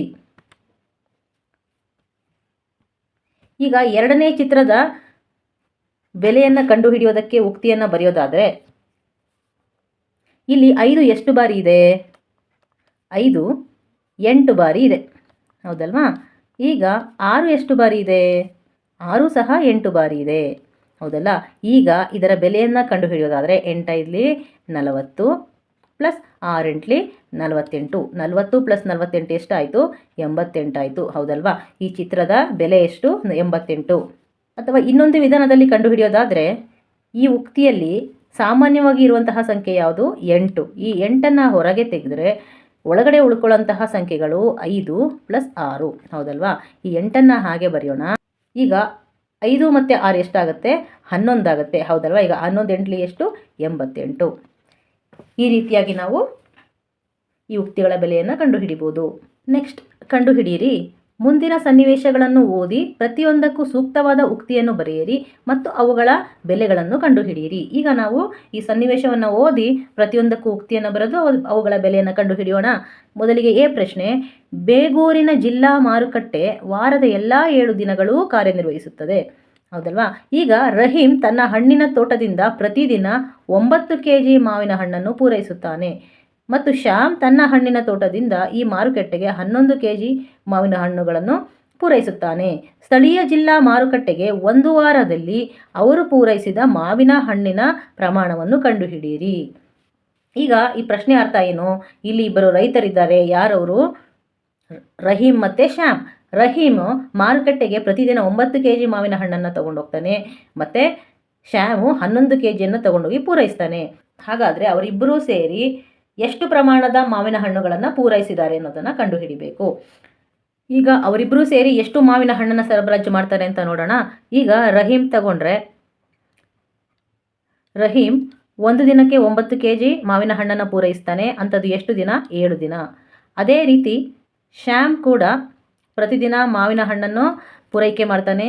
ಒಂದು ದಿನಕ್ಕೆ 11 kg ಪೂರೈಕೆ ಮಾಡ್ತಾನೆ. ಅಂಥದ್ದು 7 ದಿನ ಪೂರೈಕೆ ಮಾಡ್ತಾನೆ. ಹಾಗಾದರೆ ರಹೀಂ ಮತ್ತು ಶ್ಯಾಮ್ ಇಬ್ಬರೂ ಸೇರಿ ಎಷ್ಟು ಹಣ್ಣುಗಳನ್ನು, ಅಂದರೆ ಎಷ್ಟು ಪ್ರಮಾಣದ ಹಣ್ಣನ್ನು ಸರಬರಾಜು ಮಾಡಿದ್ದಾರೆ ಮಾರುಕಟ್ಟೆಗೆ ಅಂತ ನೋಡೋದಾದರೆ 9 × 7 ಪ್ಲಸ್ 11 × 7. ಇದು ನೀವು ಬೇಕಾದರೆ 7 × 9 7 × 11 ಅಂತಲೂ ಬರಿಬಹುದು.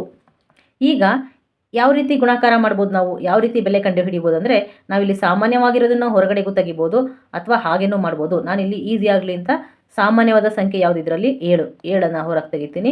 ಉಳ್ಕೊಂಡಿದ್ದು 9 + 11. ಈಗ 7ಅನ್ನು ಹಾಗೆ ಬರೆದ್ರೆ 9 + 11 ಅಂದರೆ ಎಷ್ಟು? 20. ಸೊ 7 2 14 ಅಂದರೆ 140 kg ಹಣ್ಣುಗಳನ್ನು ಇಬ್ಬರು ಸೇರಿ ಸರಬರಾಜು ಮಾಡ್ತಾರೆ ಅಥವಾ ಪೂರೈಕೆ ಮಾಡ್ತಾರೆ. ನಾವು ಇದನ್ನು ವಾಕ್ಯ ರೂಪದಲ್ಲಿ ಬರಿಬೇಕಂದ್ರೆ ರಹೀಂ ರಹೀಂ 7 ದಿನಗಳಲ್ಲಿ ಪೂರೈಸುವ ಹಣ್ಣಿನ ಪ್ರಮಾಣ ಈಕ್ವಲ್ಸ್ 9 × 7. ಶ್ಯಾಮ್ 7 ದಿನಗಳಲ್ಲಿ ಪೂರೈಸುವ ಮಾವಿನ ಹಣ್ಣಿನ ಪ್ರಮಾಣ ಈಕ್ವಲ್ಸ್ 11 × 7. ಹಾಗಾದರೆ ಇವರಿಬ್ಬರೂ ಸೇರಿ ಒಂದು ವಾರದಲ್ಲಿ ಜಿಲ್ಲಾ ಮಾರುಕಟ್ಟೆಗೆ ಪೂರೈಸುವ ಮಾವಿನ ಹಣ್ಣುಗಳ ಪ್ರಮಾಣ ಅಂತ ಹಾಕಿ ಉತ್ತರವನ್ನು ಬರಿಬಹುದು. ಬಿನು ತಿಂಗಳಿಗೆ 20,000 ಸಂಪಾದಿಸುತ್ತಾಳೆ. ಅವಳು ಪ್ರತಿ ತಿಂಗಳು ಬಾಡಿಗೆಗೆ 5,000, ಆಹಾರಕ್ಕೆ 5,000 ಮತ್ತು ಇತರೆ ಖರ್ಚುಗಳಿಗೆ 2,000 ವ್ಯಯಿಸುತ್ತಾಳೆ. ಒಂದು ವರ್ಷದ ಅಂತ್ಯದ ವೇಳೆಗೆ ಬಿನು ಎಷ್ಟು ಹಣ ಉಳಿಸಿರುತ್ತಾಳೆ? ಈಗ ಬಿನು ತಿಂಗಳಿಗೆ ಗಳಿಸುವ ಹಣ ಎಷ್ಟು? 20,000, ಹೌದಲ್ವಾ? ಅದರಲ್ಲಿ ಅವಳು ಯಾವ್ಯಾವುದಕ್ಕೆ ಖರ್ಚು ಮಾಡ್ತಾಳೆ? 5,000 ಬಾಡಿಗೆ, 5,000 ಆಹಾರ, ಅಂದರೆ 2 ಬಾರಿ 5,000 ಖರ್ಚು ಮಾಡ್ತಾಳೆ. ಮತ್ತು ಮನೆ ಖರ್ಚಿಗೆ 2,000 ಖರ್ಚು ಮಾಡ್ತಾಳೆ, ಹೌದಲ್ವಾ? ಇದು ಯಾವುದಕ್ಕೆ? ಒಂದು ತಿಂಗಳಲ್ಲಿ ಅವಳ ಖರ್ಚು ಮತ್ತು ಉಳಿತಾಯ. ಈಗ ಅದೇ ಒಂದು ವರ್ಷಕ್ಕೆ ಅಂದರೆ ಯಾವ ರೀತಿ ಬರಿಬೇಕು? ಒಂದು ವರ್ಷಕ್ಕೆ 12 ತಿಂಗಳಿದೆ ಅಲ್ವಾ? ಹಾಗಾಗಿ × 12 ಮಾಡಬೇಕಾಗತ್ತೆ. ಏನಕ್ಕೆ? ಒಂದು ವರ್ಷಕ್ಕೆ ಕಂಡುಹಿಡಿಯೋದಕ್ಕೆ. ಈಗ 20,000ನ ಹಾಗೆ ಬರೆದ್ರೆ -5 2 10 ಅಂದರೆ 10,000 - 2,000 × 12. ಇಲ್ಲಿ ಗಮನಿಸಿ, 20,000ದಲ್ಲಿ 10,000 ಹೋದರೆ 10,000 ಮತ್ತು 2,000 ಹೋದರೆ 8,000. ಉಳ್ಕೊಂಡಿದ್ದು 8,000 × 12 ಅಂದರೆ ಅವಳು ತಿಂಗಳಿಗೆ ಉಳಿಸೋದು 8,000. ಆ ಥರ 12 ತಿಂಗಳಲ್ಲಿ ಅವಳು ಎಷ್ಟು ಉಳಿಸ್ತಾಳೆ? 12 × 96 ಅಂದರೆ 96,000 ರೂಪಾಯಿಗಳನ್ನು ಅವಳು ವರ್ಷದಲ್ಲಿ ಉಳಿಸ್ತಾಳೆ. ಈಗ ಸಿ ಪ್ರಶ್ನೆಗೆ ಉತ್ತರವನ್ನು ಕಂಡುಹಿಡಿಯೋಣ. ಪ್ರಶ್ನೆ ಏನು? ಹಗಲಿನಲ್ಲಿ ಒಂದು ಬಸವನ ಹುಳು ಕಂಬದ ಮೇಲೆ 3 ಸೆಂಟಿಮೀಟರ್ ಏರುತ್ತದೆ ಮತ್ತು ರಾತ್ರಿ ನಿದ್ದೆ ಮಾಡುವಾಗ ಆಕಸ್ಮಿಕವಾಗಿ 2 ಸೆಂಟಿಮೀಟರ್ ಕೆಳಗೆ ಜಾರುತ್ತದೆ. ಕಂಬ 10 ಸೆಂಟಿಮೀಟರ್ ಎತ್ತರವಿದ್ದು ಅದರ ಮೇಲ್ಭಾಗದಲ್ಲಿ ರುಚಿಕರವಾದ ಖಾದ್ಯ ಇದೆ. ಬಸವನ ಹುಳ ಎಷ್ಟು ದಿನಗಳಲ್ಲಿ ಅದನ್ನು ಪಡೆಯುತ್ತದೆ? ಅಂದರೆ ಈಗ ಏನು, ಆ ಕಂಬದ ಮೇಲೆ ಏನೋ ಒಂದು ಬಸವನ ಹುಳ ಏನಾಗ್ತಾ ಇದೆ? ಮೇಲಕ್ಕೆ ಏರ್ತಾ ಇದೆ, ಏರ್ಕೊಂಡು ಹೋಗ್ತಾ ಇದೆ. ನಮಗೆ ಗೊತ್ತೇ ಇದೆ ಬಸವನ ಹುಳು ಎಷ್ಟು ನಿಧಾನವಾಗಿ ಚಲಿಸುತ್ತೆ ಅಂತ. ಅದು ಹಗಲಿನಲ್ಲಿ 3 ಸೆಂಟಿಮೀಟರ್ ಮೇಲಕ್ಕೆ ಏರುತ್ತೆ, ಆದರೆ ರಾತ್ರಿ ನಿದ್ದೆ ಮಾಡುವಾಗ ಆಕಸ್ಮಿಕವಾಗಿ 2 ಸೆಂಟಿಮೀಟರ್ ಕೆಳಗೆ ಬಂದ್ಬಿಡುತ್ತೆ. ಆದರೆ ಈ ಕಂಬದ ಎತ್ತರ 10 ಸೆಂಟಿಮೀಟರ್ ಇದೆ ಮತ್ತು ಮೇಲ್ಭಾಗದಲ್ಲಿ ರುಚಿಕರವಾದ ತಿನಿಸನ್ನು ಇಟ್ಟಿದೆ. ಈ ಬಸವನ ಹುಳ ಚಲಿಸುವ ದೂರವನ್ನು ನಾವು ಉಕ್ತಿಲಿ ಬರೆಯೋದಾದರೆ, ಬಸವನ ಹುಳ ಚಲಿಸುವ ದೂರವನ್ನು ನಾವು ಬರೆಯೋದಾದರೆ ಅದು ಪ್ರತಿದಿನ ಕಂಬದ ಮೇಲೆ 3 ಸೆಂಟಿಮೀಟರ್ ಚಲಿಸುತ್ತೆ. ಆದರೆ ಆಕಸ್ಮಿಕವಾಗಿ ಕೆಳಕ್ಕೆ 2 ಸೆಂಟಿಮೀಟರ್ ಬರುತ್ತೆ, ಹಾಗಾಗಿ -2 ಹೌದಲ್ವಾ. ಈಗ ಉತ್ತರ ಎಷ್ಟು ಬಂತು? 1 ಸೆಂಟಿಮೀಟರ್ ಹೌದಲ್ವಾ. ಹಾಗಾದರೆ ಅದು ಒಂದು ದಿನದಲ್ಲಿ 1 ಸೆಂಟಿಮೀಟರ್ ಅಷ್ಟೇ ಚಲಿಸುತ್ತೆ. 1 ಸೆಂಟಿಮೀಟರ್ ಬಂತಲ್ವಾ. ಹಾಗಾದರೆ ಇದೆಷ್ಟು? ಒಂದು ದಿನದಲ್ಲಿ ಅದು ಚಲಿಸುವ ದೂರ. ಈಗ ಆ ಕಂಬ 10 ಸೆಂಟಿಮೀಟರ್ ಇರೋದ್ರಿಂದ ಎಷ್ಟು ದಿನ ಬೇಕಾಗುತ್ತೆ? ಹಾಗಾದರೆ ಬಸವನ ಹುಳ 10 ಸೆಂಟಿಮೀಟರ್ ಕಂಬ ಏರಲು ತೆಗೆದುಕೊಳ್ಳುವ ದಿನ ಎಷ್ಟು ಅಂತ ನೋಡೋದಾದರೆ, 1 ಸೆಂಟಿಮೀಟರ್ಗೆ 1 ದಿನ ಆದರೆ 10 ಸೆಂಟಿಮೀಟರ್ನ ಏರೋದಕ್ಕೆ ಅದು 10 ದಿನ ತಗೊಳುತ್ತೆ ಹೌದಲ್ವಾ. ಅದು ತಗೊಳ್ಳೋದೆಷ್ಟು? 10 ದಿನಗಳು. ನೆಕ್ಸ್ಟ್ ಎರಡನೇ ಪ್ರಶ್ನೆ, ಮಂಗಳವಾರ ಮತ್ತು ಶನಿವಾರಗಳನ್ನು ಹೊರತುಪಡಿಸಿ ಪ್ರತಿದಿನ 2 ಪುಟಗಳಿರುವ ಕಥೆಯನ್ನು ಮೆಲ್ವಿನ್ ಓದುತ್ತಾಳೆ. ಅಂದರೆ ಅವಳು ಒಂದು ಕಥೆಯ ಪುಸ್ತಕವನ್ನು ಮೆಲ್ವಿನ್ ಓದ್ತಾ ಇದ್ದಾಳೆ. ಅವಳು ವಾರ ಪೂರ್ತಿ ಓದ್ತಾಳೆ, ಆದರೆ ಮಂಗಳವಾರ ಮತ್ತು ಶನಿವಾರ ಓದೋದಿಲ್ಲ. ಅಂದರೆ ಅವಳು ವಾರದಲ್ಲಿ 5 ದಿನ ಮಾತ್ರ ಪುಸ್ತಕವನ್ನು ಓದ್ತಾಳೆ ಅಂತ ಆಯಿತು. ಈಗ ಅವರು 8 ವಾರಗಳಲ್ಲಿ ಎಷ್ಟು ಕಥೆಗಳನ್ನು ಓದುತ್ತಾರೆ? ಅಂದರೆ 8 ವಾರದಲ್ಲಿ ಎಷ್ಟು ಅನ್ನೋದನ್ನು ನಾವು ಕಂಡುಹಿಡಿಬೇಕು. ಅಂದರೆ ಈಗ ಇರೋದು 7 ದಿನ, ಅದರಲ್ಲಿ 2 ದಿನ ಅವಳು ಓದೋದಿಲ್ಲ. ಆ ಥರ 8 ವಾರಗಳಲ್ಲಿ ಎಷ್ಟು ಓದ್ತಾಳೆ? ಇದು ಉಕ್ತಿ ಆಯ್ತಲ್ವಾ. ಈಗ ಈ ಉಕ್ತಿಗೆ ಸಮಾನವಾದ ಉಕ್ತಿಗಳು ಇದರಲ್ಲಿ ಯಾವ್ದ್ಯಾವುದು ಅಂತ ನೋಡೋಣ. ಇಲ್ಲಿ 5 × 2 × 8 ಇದೆ. ಇದಾಗತ್ತಾ ಅಂದರೆ ಆಗಲ್ಲ. ನೆಕ್ಸ್ಟ್ 7 - 2 × 8 ಆಗುತ್ತಲ್ವಾ. ಎಸ್, ಈ ಉಕ್ತಿ ಆಗುತ್ತೆ. ಇದು ಈ ಉಕ್ತಿಗೆ ಸಮವಾಗಿದೆ. 8 × 7 ಆಗುತ್ತಾ ಅಂದರೆ ಇಲ್ಲ, ಇದು ಆಗೋದಿಲ್ಲ. ನೆಕ್ಸ್ಟ್ 7 × 2 × 8 ಅಂದರೆ ಇದು ಸಹ ಆಗೋದಿಲ್ಲ. ನೆಕ್ಸ್ಟ್ 7 × 5 - 2 ಇದು ಆಗುತ್ತಾ? ಇಲ್ಲ, ಇದು ಕೂಡ ಆಗೋದಿಲ್ಲ. 7 + 2 × 8 ಇದು ಆಗುತ್ತಾ ಅಂದರೆ ಇದು ಕೂಡ ಆಗೋದಿಲ್ಲ. ಮತ್ತು ಈಗ ಈ ಉಕ್ತಿಯನ್ನು ನೋಡಿ, ಇದು ಹೊರಗಡೆ ಇರುವಂತಹ 8ಅನ್ನು 2 ಪದಗಳಿಗೆ ಗುಣಿಸಿದ ಹಾಗೆ ಕಾಣಿಸುತ್ತೆ. 7 × 8 - 2 × 8 ಆಗುತ್ತಲ್ವಾ, ಇದು ಸಹ ಆಗುತ್ತೆ. ನೆಕ್ಸ್ಟ್ 7 - 5 × 8 ಆಗುತ್ತಾ ಅಂದರೆ ಇಲ್ಲ, ಆಗೋದಿಲ್ಲ. ಹಾಗಾದರೆ ಯಾವ ಯಾವ ಉಕ್ತಿ ಮಾತ್ರ ಈ ಸನ್ನಿವೇಶಕ್ಕೆ ಮ್ಯಾಚ್ ಆಗುತ್ತೆ ಅಂದರೆ ಬಿ ಮತ್ತು ಜಿ. ನೆಕ್ಸ್ಟ್ ಮುಂದಿನ ಉಕ್ತಿಗಳ ಬೆಲೆಯನ್ನು ಕಂಡುಹಿಡಿಯುವ ವಿವಿಧ ವಿಧಾನಗಳನ್ನು ಕಂಡುಹಿಡಿಯಿರಿ. ಅಂದರೆ ಇದು ಬೇರೆ ಬೇರೆ ವಿಧಾನದಲ್ಲಿ ಈ ಉಕ್ತಿಯ ಬೆಲೆಯನ್ನು ಕಂಡುಹಿಡಿಬೇಕಾಗತ್ತೆ. ಇಲ್ಲಿ ಎ ಉಕ್ತಿಯನ್ನು ತಗೊಂಡ್ರೆ ಇಲ್ಲಿ ನೋಡ್ಬೋದು 1 ರಿಂದ 10ರವರೆಗೆ ಸಂಖ್ಯೆ ಇದೆ. ಆದರೆ ಇಲ್ಲಿ -+, ಅಂತ ಚಿಹ್ನೆ ಏನಿದೆ ಆಲ್ಟರ್ನೇಟ್ ಆಗಿ ಬಂದಿದೆ ಹೌದಲ್ವಾ. ಈಗ ಇಂತಹ ಸಂದರ್ಭದಲ್ಲಿ ಯಾವ ರೀತಿ ನಾವು ಕಂಡುಹಿಡಿಬೇಕು? ನಾನೇನು ಮಾಡ್ತೀನಿ, ಇಲ್ಲಿ 2 ಸಂಖ್ಯೆಗಳಿಗೆ ನಾನು ಗುಂಪನ್ನು ಮಾಡ್ಬೋದಲ್ವಾ. ಎ ಪ್ರಶ್ನೆಗೆ ಉತ್ತರ ಬರೀತಾ ಇರೋದು. ಈಗ 1 - 2 ಬ್ರ್ಯಾಕೆಟ್ +3 - 4 ಬ್ರ್ಯಾಕೆಟ್ +5 - 6 ಬ್ರ್ಯಾಕೆಟ್ +7 - 8 ಬ್ರ್ಯಾಕೆಟ್ +9 - 10 ಈ ರೀತಿ ಮಾಡ್ಬೋದು. ಈಗ 1 - 2 ಅಂದರೆ -1 +3 - 4 ಅಂದರೆ -1 +5 - 6 ಅಂದರೆ -1 ಮತ್ತು -1 ಮತ್ತು -1. ಈಗ ಇಲ್ಲಿ ಎಷ್ಟು ಬಾರಿ -1 ಇದೆ? 1 2 3 4 5 5 ಬಾರಿ ಮೈನಸ್ ಇದೆ. ಹಾಗಾಗಿ ಉತ್ತರ ಎಷ್ಟು? -5. ಎರಡನೇ ವಿಧಾನದಲ್ಲಿ ನಾವು ಬೆಲೆ ಕಂಡು ಹಿಡಿಯಬಹುದಂದ್ರೆ ಏನು ಮಾಡ್ಬೋದು? ಈ ಸಮಸಂಖ್ಯೆಗಳೇ ಬೇರೆ ಬೆಸ ಸಂಖ್ಯೆಗಳೇ ಬೇರೆ ಬರ್ಕೊಂಡು ಸಂಕಲನ ಮಾಡ್ಬೋದು. ಅಂದರೆ ಸಮಸಂಖ್ಯೆಗಳು ಬೆಸ ಸಂಖ್ಯೆಗಳೇ ಯಾಕೆ ಅಂದರೆ ಬೆಸ ಸಂಖ್ಯೆಗಳೆಲ್ಲ ಧನ ಚಿಹ್ನೆ ಇದೆ. 1 + 3 + 5 + 7 + 9 ಬ್ರ್ಯಾಕೆಟ್ ಹಾಕೊಳ್ಳೋಣ. ಮತ್ತು ಇಲ್ಲಿ ಎಲ್ಲದರಲ್ಲೂ ಮೈನಸ್ ಇದೆ ಅಲ್ವಾ.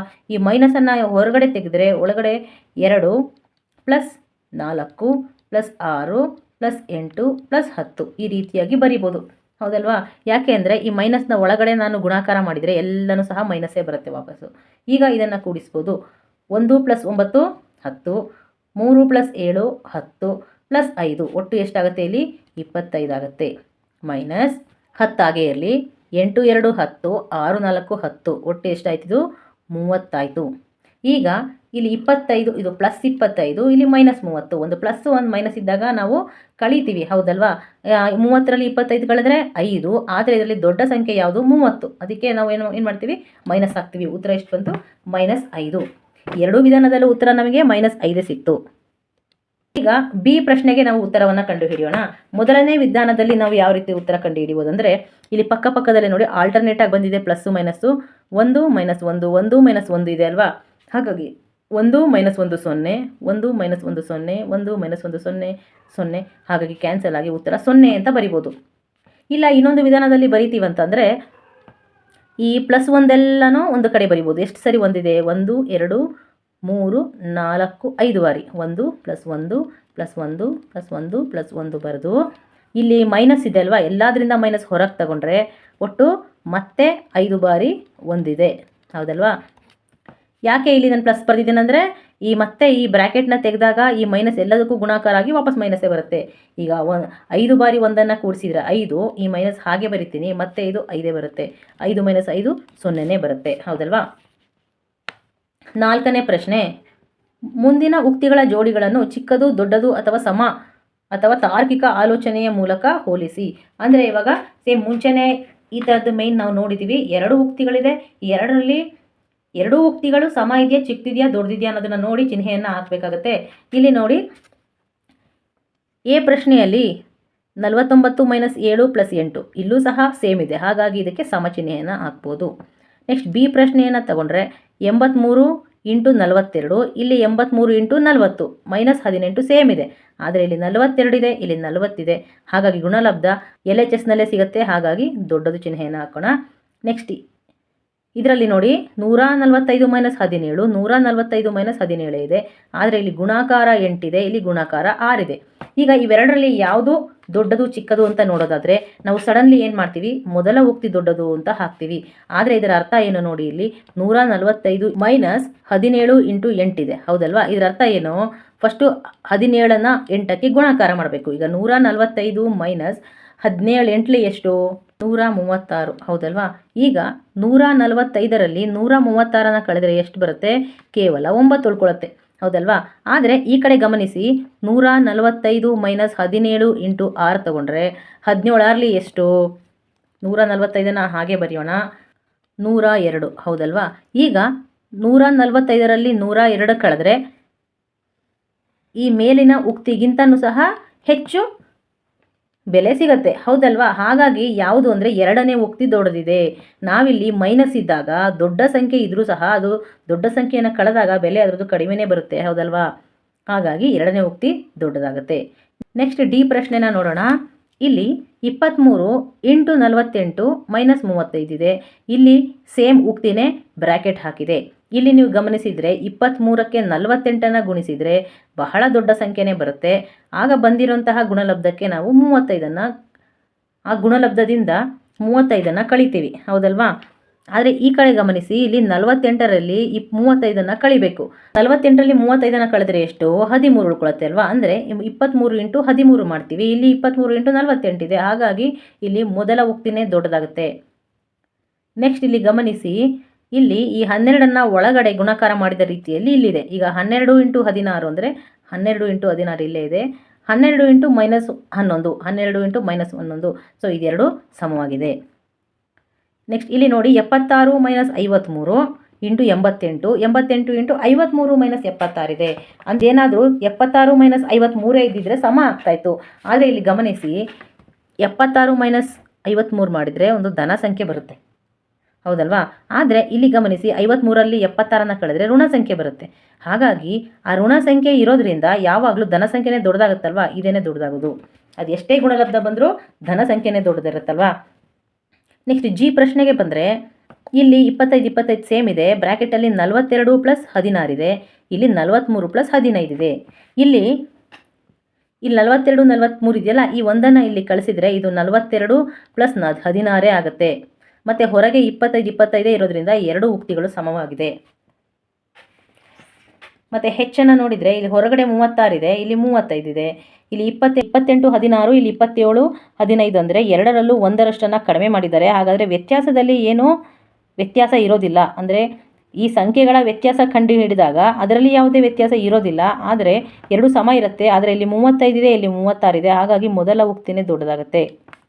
5ನೇ ಪ್ರಶ್ನೆ, ದತ್ತ ಉಕ್ತಿಗೆ ಮುಂದಿನ ಯಾವ ಉಕ್ತಿಗಳು ಸಮವಾಗಿವೆ ಎಂಬುದನ್ನು ಲೆಕ್ಕಾಚಾರ ಮಾಡದೆ ಗುರುತಿಸಿ. ಅಂದರೆ ಇಲ್ಲಿ ಲೆಕ್ಕಾಚಾರ ಮಾಡಬಾರ್ದು. ಇಲ್ಲಿ ಎ ಉಕ್ತಿ ಏನಿದೆ, ಈ ಉಕ್ತಿಗೆ ಇಲ್ಲಿರೋ ಯಾವ ಉಕ್ತಿ ಸಮ ಆಗುತ್ತೆ ಅನ್ನೋದನ್ನು ಕಂಡುಹಿಡಿಬೇಕು. ನೀವು ಪದಗಳನ್ನು ಬಳಸಿ ಅಥವಾ ಆವರಣಗಳನ್ನು ತೆಗೆದುಹಾಕಿ ಉಕ್ತಿಗಳನ್ನು ಪುನಃ ಬರೆಯಬಹುದು. ನೀಡಿರುವ ಉಕ್ತಿಗೆ ಸಮವಾದ ಒಂದಕ್ಕಿಂತ ಹೆಚ್ಚು ಉಕ್ತಿಗಳು ಇರಬಹುದು. ಈಗ 83 - 37 - 12ಕ್ಕೆ ಯಾವ ಉಕ್ತಿ ಸಮ ಆಗುತ್ತೆ? ಉಕ್ತಿಯನ್ನು ಗಮನಿಸಿ. ಇಲ್ಲಿ ಈ ಉಕ್ತಿಯ ಮೊದಲ ಎರಡು ಪದಗಳನ್ನು ನೋಡೋಣ. ಇಲ್ಲಿ 83 ಇದ್ದಿದ್ದು 84 ಆಗಿದೆ, 37 ಇದ್ದಿದ್ದು 38 ಆಗಿದೆ. ಇಲ್ಲಿ 84 ಮತ್ತು 38ರ ವ್ಯತ್ಯಾಸನ ಕಂಡುಹಿಡಿಯೋದ್ರಿಂದ ಎರಡರಲ್ಲೂ ಒಂದೊಂದು ಹೆಚ್ಚಾಗಿರೋದ್ರಿಂದ ಇದರ ವ್ಯತ್ಯಾಸ ಏನು ಬದಲಾಗೋದಿಲ್ಲ. ಹಾಗಾಗಿ ಈ ಎ ಉಕ್ತಿಯ ಬೆಲೆ ಮತ್ತು ಈ ಮೊದಲ ಉಕ್ತಿಯ ಬೆಲೆ ಒಂದೇ ಆಗಿರುತ್ತೆ. ಮತ್ತು ಎರಡನೇ ಉಕ್ತಿಯನ್ನು ನೋಡೋಣ. ಇಲ್ಲಿ 83 ಇದ್ದಿದ್ದು 84 ಆಗಿದೆ, ಒಂದರಷ್ಟು ಹೆಚ್ಚಾಗಿದೆ. ಮತ್ತು ಇಲ್ಲಿ ನೆಕ್ಸ್ಟ್ ಎರಡು ಪದಗಳ ಬೆಲೆ ಏನೂ ಚೇಂಜ್ ಆಗಿಲ್ಲ, ಹಾಗಾಗಿ ಈ ಉಕ್ತಿಯ ಬೆಲೆ ಚೇಂಜ್ ಆಗಿರುತ್ತೆ. ಹಾಗಾಗಿ ಇದು ಸಮ ಇರೋದಿಲ್ಲ. ಮೂರನೇ ಉಕ್ತಿಯನ್ನು ನೋಡಿದರೆ 83 ಇದೆ, ಎರಡನೇ ಪದ 37 38 ಇದೆ, ಇಲ್ಲಿ 12 13 ಇದೆ. ಹಾಗಾದರೆ ಇಲ್ಲಿ ಎರಡು ಪದಗಳ ಬೆಲೆ ಒಂದು ಹೆಚ್ಚಾಗಿದೆ, ಆದರೆ ಇಲ್ಲಿ ಎರಡು ಮೈನಸ್ ಇರೋದ್ರಿಂದ ಇದನ್ನು ನಾವು ಸಂಕಲನ ಮಾಡಬೇಕಾಗತ್ತೆ. ಸಂಕಲನದಲ್ಲಿ ಏರಿಕೆ ಆದರೆ ಬೆಲೆ ಬದಲಾಗುತ್ತೆ, ಹಾಗಾಗಿ ಇದು ಸಹ ಆಗೋದಿಲ್ಲ. ನಾಲ್ಕನೆಯ ಉಕ್ತಿಯನ್ನು ಗಮನಿಸಿದರೆ ಇಲ್ಲಿ ಪದಗಳು ಒಂದೇ ಇದೆ, ಆದರೆ ಅದರಲ್ಲೂ ಬದಲಾಗಿದೆ. 83 ಇದೆ, 83 ಇದೆ, -37 -37 ಇದೆ, -12 ಇದೆ, -12 ಆಗಿದೆ. ಹಾಗಾದರೆ ಈ ನಾಲ್ಕನೇ ಉಕ್ತಿ ಈ ಎ ಉಕ್ತಿಗೆ ಸಮ ಆಗಿದೆ ಅಂತ ಹೇಳ್ಬೋದು. ನೆಕ್ಸ್ಟ್ ಬಿ ಪ್ರಶ್ನೆಯನ್ನು ತಗೊಂಡ್ರೆ ಇಲ್ಲಿ 3 ಪದ ಇದೆ, ಹೌದಲ್ವಾ? 93, 37 × 44 ಮತ್ತು 76. ಇಲ್ಲಿಗೆ ನಾನು ಬ್ರ್ಯಾಕೆಟ್ ಹಾಕ್ತೀನಿ, ಕನ್ಫ್ಯೂಷನ್ ಆಗಬಾರ್ದು ಅಂತ. ಈಗ ಇದಕ್ಕೆ ಸಮನಾಗಿರೋದು ಯಾವುದು ನೋಡೋಣ. ಈಗ ಇಲ್ಲೂ ಸಹ ಬ್ರ್ಯಾಕೆಟ್ ಹಾಕೋಣ. ಇಲ್ಲಿ ಬ್ರ್ಯಾಕೆಟ್ನಲ್ಲಿ 93 + 44 ಇದೆ, ಇಲ್ಲಿ 37 × 44 ಇದೆ, ಹಾಗಾಗಿ ಇದು ತಪ್ಪಾಗುತ್ತೆ. ನೆಕ್ಸ್ಟ್ ಉಕ್ತಿನಲ್ಲಿ 37 76ಕ್ಕೆ ಬ್ರ್ಯಾಕೆಟ್ ಹಾಕಬೇಕು, ಇದು ಅಷ್ಟೇ ತಪ್ಪಾಗುತ್ತೆ. ನೆಕ್ಸ್ಟ್ ಇದರಲ್ಲಿ ಗಮನಿಸಿ 93 + 37 × 44 + 76, ಇದು ಸಹ ತಪ್ಪಾಗುತ್ತೆ. ಯಾಕೆಂದರೆ ಇಲ್ಲಿ ಬ್ರ್ಯಾಕೆಟ್ ಇಲ್ಲದೆ ಇರೋದ್ರಿಂದ ಇದು 37 ಮತ್ತು 44 ಮಾತ್ರ ಗುಣಾಕಾರ ಆಗುತ್ತೆ, ಹಾಗಾಗಿ ಇದು ತಪ್ಪಾಗುತ್ತೆ. ನೆಕ್ಸ್ಟ್ 37 × 44 ಸೇಮ್ ಇದೆ, +93 + 76, ಹಾಗಾಗಿ ನಾಲ್ಕನೇ ಉಕ್ತಿ ಸಮವಾಗಿದೆ. ಓಕೆ, ಈ ಪಾಠದ ಕೊನೆಯ ಪ್ರಶ್ನೆಯನ್ನು ನೋಡೋಣ. ಒಂದು ಸಂಖ್ಯೆಯನ್ನು ಆರಿಸಿ ಮತ್ತು ಅದೇ ಬೆಲೆ ಹೊಂದಿರುವ 10 ವಿಭಿನ್ನ ಉಕ್ತಿಗಳನ್ನು ರಚಿಸಿ. ಈಗ ನಾನೊಂದು ಸಂಖ್ಯೆಯನ್ನು ಆರಿಸ್ಕೊತೀನಿ ಅಂದರೆ 4, ಈ ಸಂಖ್ಯೆಯನ್ನು ಆರಿಸ್ಕೊಳ್ತೀನಿ. ಈಗ ಈ 4 ಬೆಲೆ ಬರುವಂತೆ ನಾನು ಉಕ್ತಿಗಳನ್ನು ಬರೀಬೇಕಂತಂದರೆ 2 + 2 4 ಆಗುತ್ತಲ್ವಾ? ಇನ್ನೂ ಸ್ವಲ್ಪ ಸಂಕೀರ್ಣ ಉಕ್ತಿನ ಬರೀಬೇಕಂತಂದರೆ 4 × 2 -4 ಆಗುತ್ತಲ್ವಾ? 4 × 8 -4 4 ಉತ್ತರ ಬರುತ್ತೆ. ಅಥವಾ 20 - 8 × 2, ಈಗ 8 2 16, 20 16 ಕಳೆದ್ರೆ 4 ಬರುತ್ತೆ. ನೆಕ್ಸ್ಟ್ ಇವಾಗ ಹೊರಗಡೆ 2 × ಬ್ರ್ಯಾಕೆಟ್ನಲ್ಲಿ 10 - 8 ಆಗ್ಬೋದಲ್ಲ. ಈಗ 10 - 8 ಅಂದರೆ 2 ಆಗುತ್ತೆ, 2 2 4 ಬರುತ್ತೆ. ಮತ್ತು ಇಲ್ಲಿ 40 ಬರೆದಿದ್ರೆ ಇಲ್ಲಿ ನಾನು ಏನು ಬರೀಬೇಕಾಗುತ್ತೆ ಉಕ್ತಿನಲ್ಲಿ?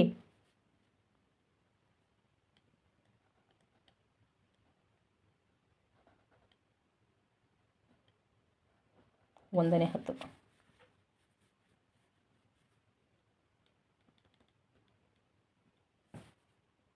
10ನೇ 1, ಈಗೇನಾಗುತ್ತೆ 10 14 ಆಗ 4 × 1 4 ಬರುತ್ತೆ. 70 - 11 × 6 ಆಗುತ್ತಲ್ವಾ? 11 66, 70 - 66 4 ಬರುತ್ತೆ. 100 - 12 × 8, ಯಾಕಂದರೆ 12 96, 96 100 96 ಕಳೆದ್ರೆ 4 ಬರುತ್ತೆ. 6 × 4 4 × 5 ಆಗುತ್ತಲ್ವ? 6 4 24 -4 5 20, 24 - 20 4 ಬರುತ್ತೆ. 2 3 6 -2, ಉತ್ತರ 4 ಬರುತ್ತೆ. 7 2 14 -6 5 2 10. ಇವಾಗ ಏನಾಗುತ್ತೆ 7 2 14 ಮೈನಸ್ 5 10 ಅಂತ ಅಂದರೆ 14 ಮೈನಸ್ 10 4 ಆಗುತ್ತೆ. ಹೌದಲ್ವಾ? ಈ ರೀತಿಯಾಗಿ ಇನ್ನೂ ಬಹಳಷ್ಟು ಉಕ್ತಿಗಳನ್ನು ಬರೀಬಹುದು. ನೀವು ಟ್ರೈ ಮಾಡಿ. ಓಕೆ ಫ್ರೆಂಡ್ಸ್, ಇಲ್ಲಿಗೆ ಈ ವಿಡಿಯೋ ಮುಕ್ತಾಯ ಆಗ್ತಾ ಇದೆ. ಈ ವಿಡಿಯೋ ನಿಮಗೆ ಯೂಸ್ಫುಲ್ ಅನಿಸಿದರೆ ನಮ್ಮ ಚಾನಲ್ನ ಸಬ್ಸ್ಕ್ರೈಬ್ ಮಾಡ್ಕೊಳ್ಳಿ, ಲೈಕ್ ಮಾಡಿ ಮತ್ತು ಶೇರ್ ಮಾಡಿ. ಮತ್ತೆ ನಾನು ಅಧ್ಯಾಯ 3 ರೊಂದಿಗೆ ನಿಮ್ಮನ್ನು ಭೇಟಿ ಆಗ್ತೀನಿ. Thanks for watching and keep learning.